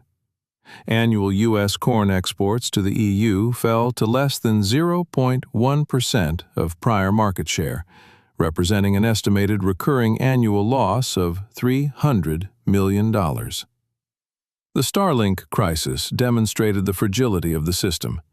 The drive to market proprietary traits sometimes outpaced the regulatory and supply chain infrastructure required to contain them. As the farm crisis ravaged the countryside and the seed industry consolidated, another quiet revolution was underway in the industrial corridors of the Midwest. The wet milling industry had existed for over a century, producing cornstarch, corn oil, and animal feed from the kernel. But in the 1970s and 80s, a new product emerged that would transform the American diet and create a permanent demand floor for the corn surplus: high-fructose corn syrup. Understanding high-fructose corn syrup requires understanding the wet milling process first. A modern wet mill is a sprawling chemical refinery. Corn enters the facility and is steeped for 24 to 40 hours in a bath of warm water treated with sulfur dioxide and lactic acid. This chemical conditioning weakens the protein matrix that binds the starch granules, preparing the kernel for disassembly. The softened corn is then progressively milled and separated. Hydrocyclones spin out the oil-rich germ. Screens capture the fibrous hull. High-speed centrifuges separate the starch from the gluten protein. What remains is a slurry of pure cornstarch, the raw material for the enzymatic transformation that would conquer the American sweetener market. Starch is a polymer of glucose, a long chain of sugar molecules linked together. But starch itself is not particularly sweet. To compete with cane sugar, the corn industry needed to convert starch into something sweeter. The breakthrough came from industrial biotechnology. The process begins with alpha amylase, an enzyme that chops the long starch chains into shorter fragments called dextrins. The starch slurry, once viscous and paste-like, becomes fluid. Next, glucoamylase, an enzyme derived from fungus, cleaves individual glucose molecules from the dextrin chains. The result is a syrup that is approximately 95% pure glucose. Glucose is still not as sweet as the sucrose in cane sugar, however. Sucrose is 50% glucose and 50% fructose, and it is the fructose that provides the sharp, clean sweetness consumers prefer. The key innovation was glucose isomerase, an enzyme discovered in the 1950s and industrialized in the 1960s. When glucose syrup is passed through columns containing immobilized glucose isomerase, the enzyme rearranges the molecular structure, converting glucose into fructose. The reaction reaches equilibrium at approximately 42% fructose, a product called HFCS42. For many applications, this is sufficient. For the critical soft drink market, however, HFCS42 was not quite sweet enough. Further chromatographic processing could enrich the fructose content to 90%, which was then blended back with HFCS42 to produce HFCS55, a syrup with 55% fructose and 45% glucose that matches the sweetness profile of liquid sucrose. The corn syrup could now replace sugar, molecule for molecule, in any application. The enzyme cascade was a technological triumph, but technology alone did not make HFCS dominant, because policy did. In 1981, the Reagan administration tightened sugar import quotas, restricting the flow of cheap foreign cane sugar into the American market. By 1982, the domestic sugar price was roughly double the world price, creating what economists call a price umbrella under which alternative sweeteners could flourish. The gap was dramatic. Throughout the 1980s, raw sugar traded at approximately 20 to 25 cents per pound on the protected American market, while the world price hovered between 5 and 10 cents. HFCS, priced at the caloric equivalent of sugar but manufactured from surplus corn, slipped under this umbrella with ease. The policy was not designed to promote corn syrup, but to protect American sugar farmers and refiners, a coalition with political power far exceeding its economic footprint. The unintended consequence was the creation of a captive market for HFCS. Caribbean sugar economies were devastated. The Dominican Republic saw its U.S. sugar quota slashed by approximately 80% between 1981 and 1988. Puerto Rican sugar production collapsed entirely.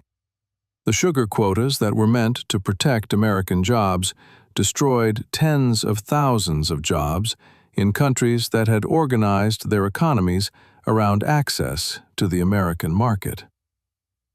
The decisive moment came in 1984, when Coca-Cola and Pepsi, the two largest consumers of caloric sweeteners in the United States, announced that they would switch from cane sugar to 100% HFCS in their American formulations. The economics were irresistible. HFCS was approximately 10 to 20% cheaper than sugar on a sweetness equivalent basis. For companies purchasing sweetener by the tanker load, the savings amounted to hundreds of millions of dollars annually. The switch went unnoticed by consumers because HFCS 55 matched the sweetness and flavor profile of sucrose closely enough that most drinkers noticed no difference, or if they did, they could not articulate it. By the end of the 1980s, HFCS had captured approximately 50% of the American caloric sweetener market. Today, the average American consumes roughly 35 to 40 pounds of HFCS per year, primarily through soft drinks, processed foods, and baked goods. The corn surplus had found a permanent buyer. HFCS was only the first molecular transformation. The 21st century brought a second, even larger claim on the corn harvest, and that claim was ethanol. The Renewable Fuel Standard, established by the Energy Policy Act of 2005 and expanded by the Energy Independence and Security Act of 2007, mandated that American transportation fuel contain increasing volumes of renewable biofuels. The target for 2015 was 15 billion gallons of conventional biofuels, a category that in practice meant corn ethanol. The mandate transformed the demand structure for American corn. Before the RFS, corn demand came from feed for livestock, food processing, including HFCS, starch and oil, and exports. These were price-sensitive markets. When corn prices rose, feed buyers substituted alternative grains. Beverage companies reformulated recipes. Foreign buyers purchased from Argentina or Brazil. The ethanol mandate created inelastic demand. Petroleum refiners and importers were legally required to blend ethanol, regardless of its price relative to gasoline. If corn prices spiked due to drought, ethanol still had to be blended. The demand floor was legislated rather than negotiated. This had major implications for corn price dynamics. Before the ethanol mandate, corn prices were driven by agricultural fundamentals, including weather, yield expectations, export demand, and feed consumption. After the mandate, corn became coupled to the energy complex. When oil prices rose, ethanol became more valuable relative to gasoline, pulling corn prices upward. When oil collapsed, the ethanol value dropped, dragging corn down. Statistical analysis of the 2006 to 2016 period shows a correlation coefficient of approximately 0.75 between WTI crude oil prices and corn futures. Corn had become, in essence, a derivative of petroleum. Critics called this food versus fuel, the diversion of 40% of America's corn crop into gas tanks while global food prices spiked. The 2008 and 2011 food price crises, which sparked civil unrest in over 30 countries, were initially blamed squarely on biofuels. The reality was more complex. When corn is processed into ethanol, only the starch fraction is fermented. The protein, fiber, and oil are concentrated and recovered as distillers grind grains with solubles, or DDGS, a highly nutritious animal feed. For every bushel of corn entering an ethanol plant, approximately 1/3 of its caloric value returns to the feed market. The United States now exports over 11 million metric tons of DDGS annually, valued at over $3 billion, displacing corn and soybean meal in livestock rations globally.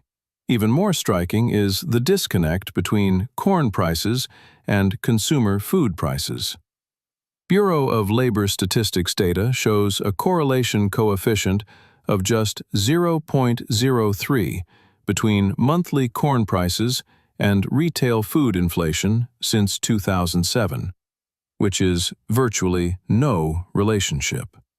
Corn, as a raw commodity, represents less than 5% of the retail cost of processed food products, because the bulk of food costs are energy, labor, packaging, and distribution. In the catastrophic drought of 2012, when corn prices hit all-time highs, retail food inflation remained a subdued 2.6%. The mandate raised the price of corn, enriching farmers and landowners, but its impact on the American grocery bill was negligible. The enforcement mechanism for the Renewable Fuel Standard created an entirely new financial market called Renewable Identification Numbers, or RINs. When a gallon of renewable fuel is produced, the producer generates a RIN, a 38-character serial number that certifies the fuel's origin and type. This RIN is attached to the physical gallon. When a blender mixes the ethanol into gasoline for retail sale, the RIN is separated and becomes a tradable credit. Petroleum refiners, the obligated parties under the RFS, must retire a specific number of RINs each year based on their total fuel production. If they cannot generate sufficient RINs through their own blending operations, they must purchase them on the open market. This created a complex derivatives market layered on top of the physical commodity market. In the early years, RINs traded for pennies, reflecting a surplus of blending opportunities. In 2013, however, the market hit what became known as the blend wall. The national gasoline supply had reached saturation at 10% ethanol. Most infrastructure and vehicle warranties did not permit higher blends, yet the RFS mandate continued to require increasing volumes. RIN prices exploded, rising from 5 cents to over $1.40 within months. The RINsanity, as traders called it, represented a pure regulatory premium, a tax on gasoline production designed to incentivize infrastructure investment in higher ethanol blends.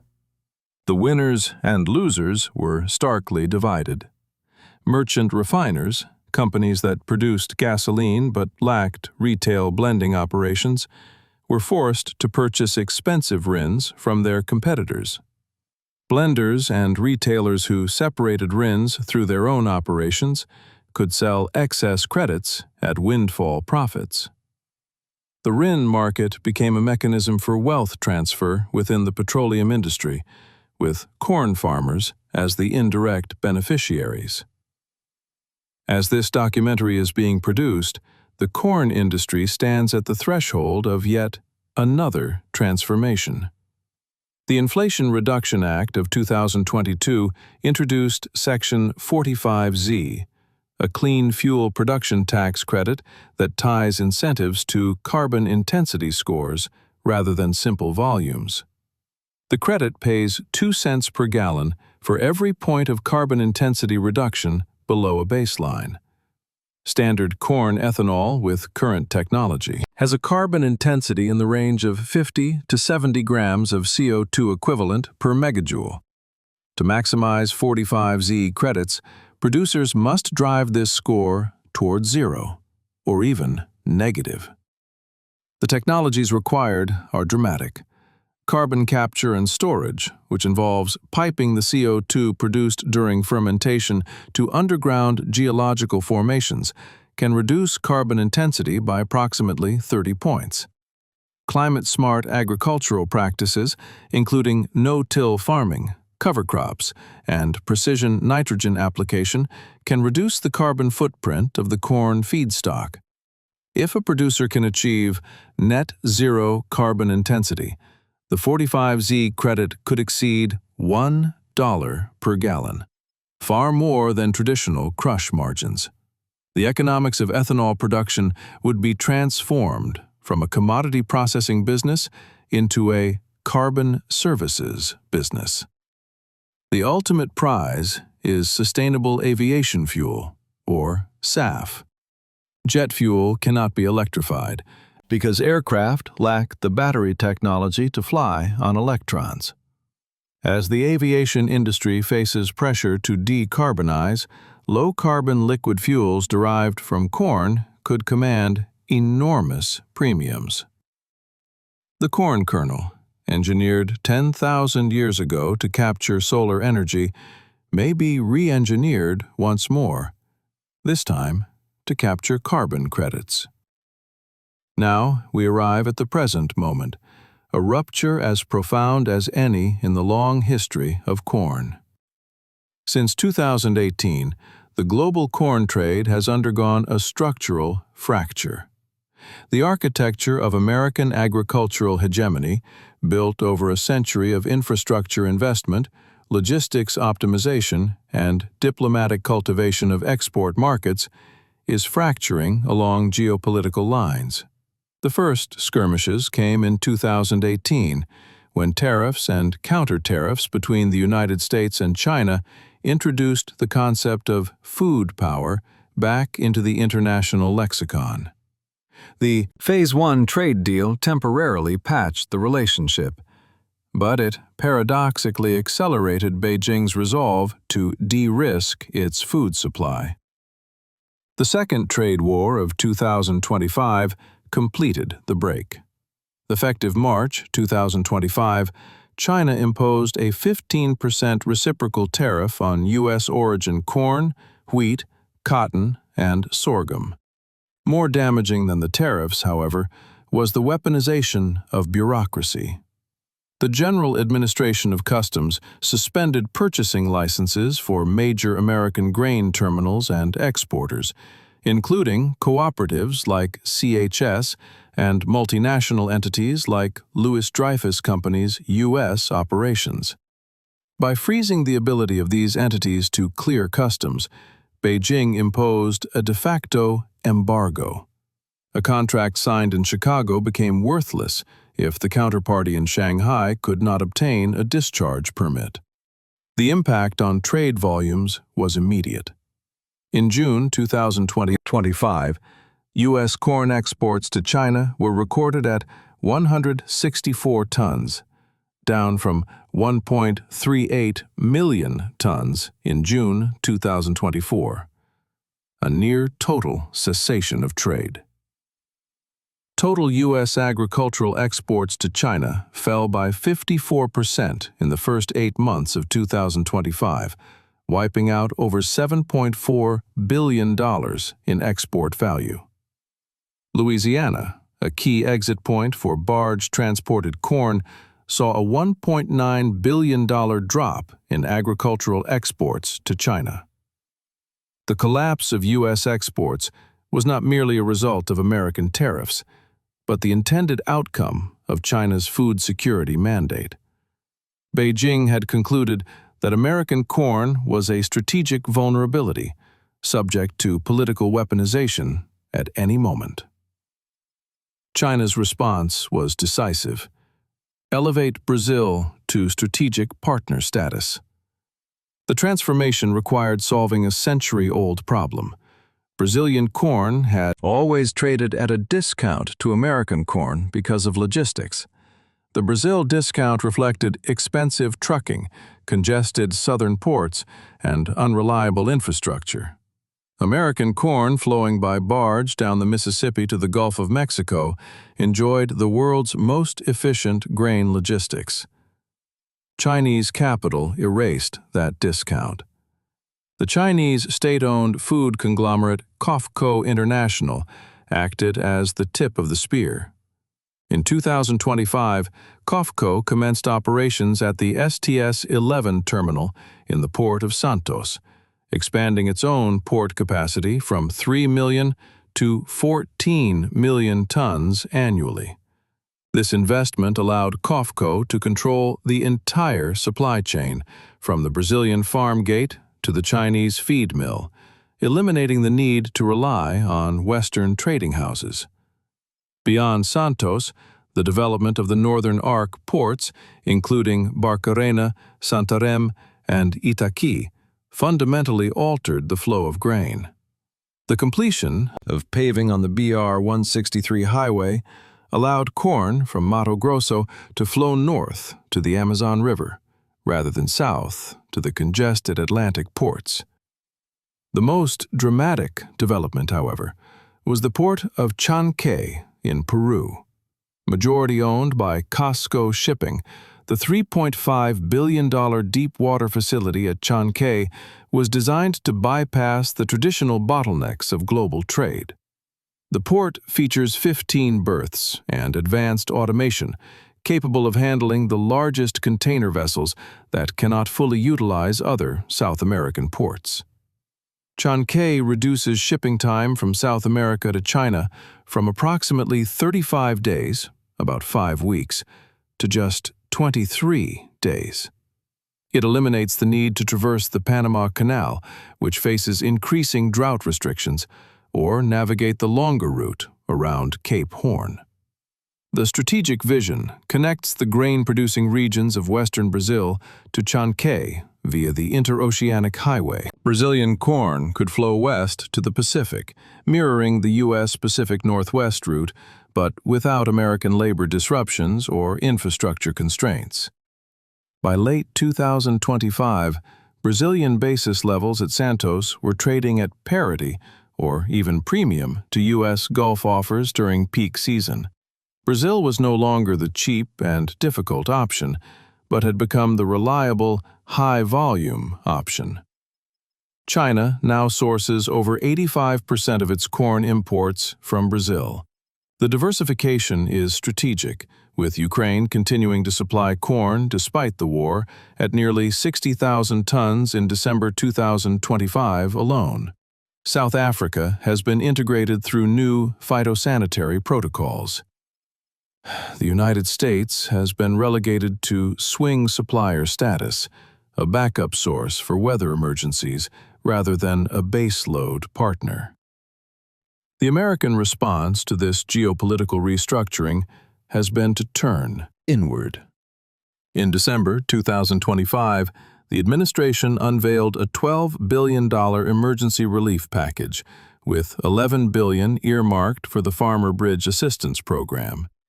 The payments were explicitly framed as compensation for unfair trade practices and market disruptions, an acknowledgement that the loss of the export market was a political cost the state must bear.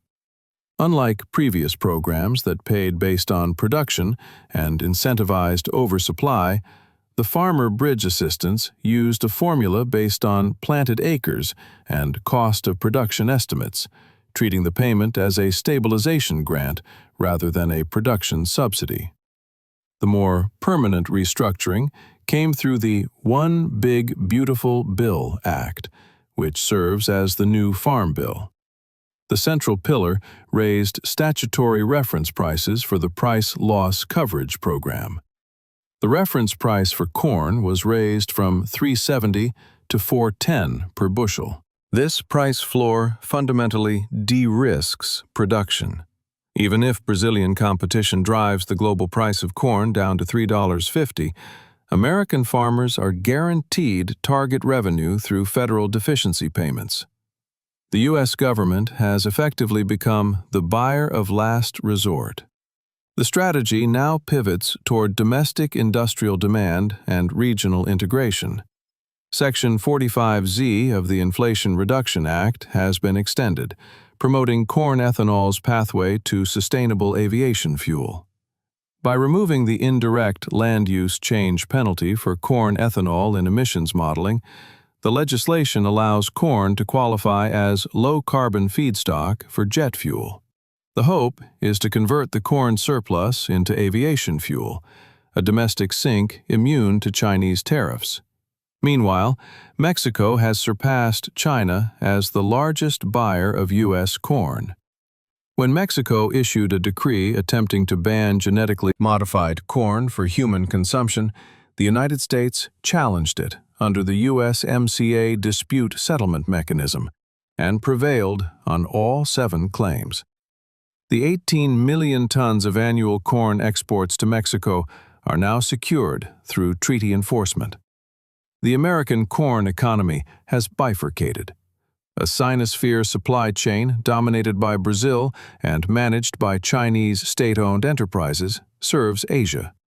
A North American fortress, anchored by the USMCA and domestic ethanol mandates, serves the hemisphere. The era of American corn hegemony is over. The era of the farmer bridge economy has begun. The cornfield of 2050 will look radically different from the cornfield of 2000 or even 2025. The transformation underway is not merely technological, but ontological. The farm is becoming a biodigital manufacturing plant. The flagship of this transformation is the autonomous tractor. John Deere's 8R, autonomous systems equipped with GPS, LiDAR, stereo cameras, and NVIDIA processing units, can now operate without a human in the cab. The business model innovation matters as much as the hardware. These machines are priced not merely as capital equipment, but as software platforms. Deere charges approximately $4 per acre for specific autonomy software packages, a recurring fee rather than a one-time purchase. For a 5,000-acre corn operation, the autonomy software fees alone could amount to $20,000 per pass. The market is responding. The global autonomous farm equipment market, valued at approximately $19.5 billion in 2025, is projected to exceed $55 billion by 2032. This transformation is driven by one simple fact: labor scarcity. Farmers cannot find workers willing to operate machinery during the narrow windows that weather permits. Robots solve this structural problem permanently. The autonomous tractor operates 24 hours a day. A single machine can till 325 acres in a day. This capability reduces weather risk, allowing farmers to complete planting within optimal agronomic windows that were previously impossible to hit with human-limited operating hours. The economics are compelling. Payback periods for autonomous retrofits run just 2 to 3 years for large operations. The savings come not just from displaced wages, but from precision efficiency. John Deere's See and Spray system, which uses autonomous sprayers with computer vision to distinguish weeds from crops, can reduce herbicide applications by up to 80% compared to blanket spraying. On a large corn farm, this translates to approximately $30 per acre in chemical savings alone. Layered on top of the autonomous machinery is the digital twin, a virtual replica of the physical field. Platforms like Bayer's Climate Field View and Ceres AI integrate satellite imagery, soil sensor data, machine telemetry, and weather models into living computational simulations. Climate Field View now covers over 250 million acres of farm data globally. Ceres AI claims over 11 billion unique plant-level measurements. These platforms allow farmers to run millions of what-if simulations before planting. What happens to yield if nitrogen is reduced by 10%? What is the probability of disease outbreak given current humidity forecasts? The financial implications are striking. For lenders, the digital twin eliminates the visibility gap. Real-time crop health monitoring allows banks to price loans based on actual risk rather than historical averages. For insurers, parametric policies triggered by objective sensor data can replace slow, subjective claims adjustment. The farm becomes legible to capital in ways it never was before. Here lies the central tension of the algorithmic future. Who owns the data? The terms of service for platforms like Climate Field View state that farmers own their data, but the fine print reveals that corporations retain a perpetual, royalty-free license to anonymize and aggregate that data. Once aggregated, it is no longer customer farm data and belongs to the corporation. This aggregated dataset is the true asset. It trains the machine learning algorithms that power next-generation autonomous products. It provides market intelligence that rivals or exceeds government reporting. Commodity hedge funds pay premiums for satellite imagery and aggregated yield forecasts that allow them to front-run USDA reports. The farmer generates the data, but operates with less information than the entities aggregating it. This asymmetry defines the political economy of the algorithmic harvest. CRISPR gene editing offers a regulatory arbitrage over traditional GMOs. Traditional transgenic modification involving the insertion of foreign DNA triggers heavy regulation, costing approximately $136 million and 13 years to bring a trait to market. CRISPR-based editing often involves only small modifications to existing DNA, qualifying as essentially equivalent to conventional breeding under USDA rules. Time to market drops to 3 to 5 years at a fraction of the cost. Bayer's Precision smart corn system exemplifies this future. Precision corn is bred to be 30 to 40% shorter than traditional varieties. The lower center of gravity makes it resistant to wind damage, a climate adaptation. It also allows ground-based autonomous equipment to traverse the field later in the season for precise fungicide or nutrient applications. CRISPR drought tolerance, targeting genes like ZMPL1 and ZMHDT103, could expand corn's viable range into water-stressed lands. Corteva's CRISPR-edited waxy corn has already demonstrated 5.5 bushels per acre yield improvement over conventional waxy hybrids, achieved faster than any previous breeding method. The kernel continues to evolve.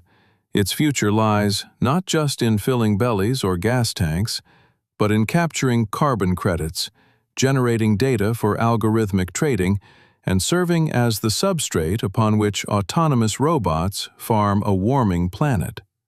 For 10,000 years, human beings have been re-engineering corn. In the Balsas River Valley, ancient farmers selected for naked kernels and concentrated ears, transforming a worthless grass into the caloric engine that would power civilizations. In the granaries of Tenochtitlan, Aztec administrators developed a grain standard economy that functioned as the world's first central bank. On the slave ships of the Atlantic and the plantations of the American South, corn became the cheap fuel that enabled the extraction of human labor. In the trading pits of Chicago, merchants invented futures contracts and clearinghouses, the financial architecture that would become the template for global derivatives markets. In the laboratories of Pioneer Hybrid and the ammonia plants of the post-war Midwest, scientists created hybrid genetics and synthetic fertility that shattered the yield ceiling. In the wet mills of Decatur and the ethanol refineries of Iowa, engineers learned to deconstruct the kernel into its molecular components and reassemble them into sweeteners and fuel. Monsanto and the courtrooms of the Supreme Court, lawyers transformed the seed into licensed intellectual property, creating a revenue model that would be imitated by the software industry a generation later. Each transformation has been driven by the same fundamental logic: the conversion of solar energy, captured through photosynthesis and stored in the starch of the kernel, into economic value. Today, the price of corn is determined not by the weather in Iowa, although the weather still matters. It is determined by the price of oil in West Texas, by the regulatory decisions of the Environmental Protection Agency, by carbon intensity scores calculated according to the GREET model, by the RIN positions of petroleum refiners, by tariff negotiations between Washington and Beijing, by the algorithms of autonomous tractors, by the license fees on patented genetics, and by the global demand for protein, which is itself a demand for the feed corn that fattens pigs in China and cattle in Texas.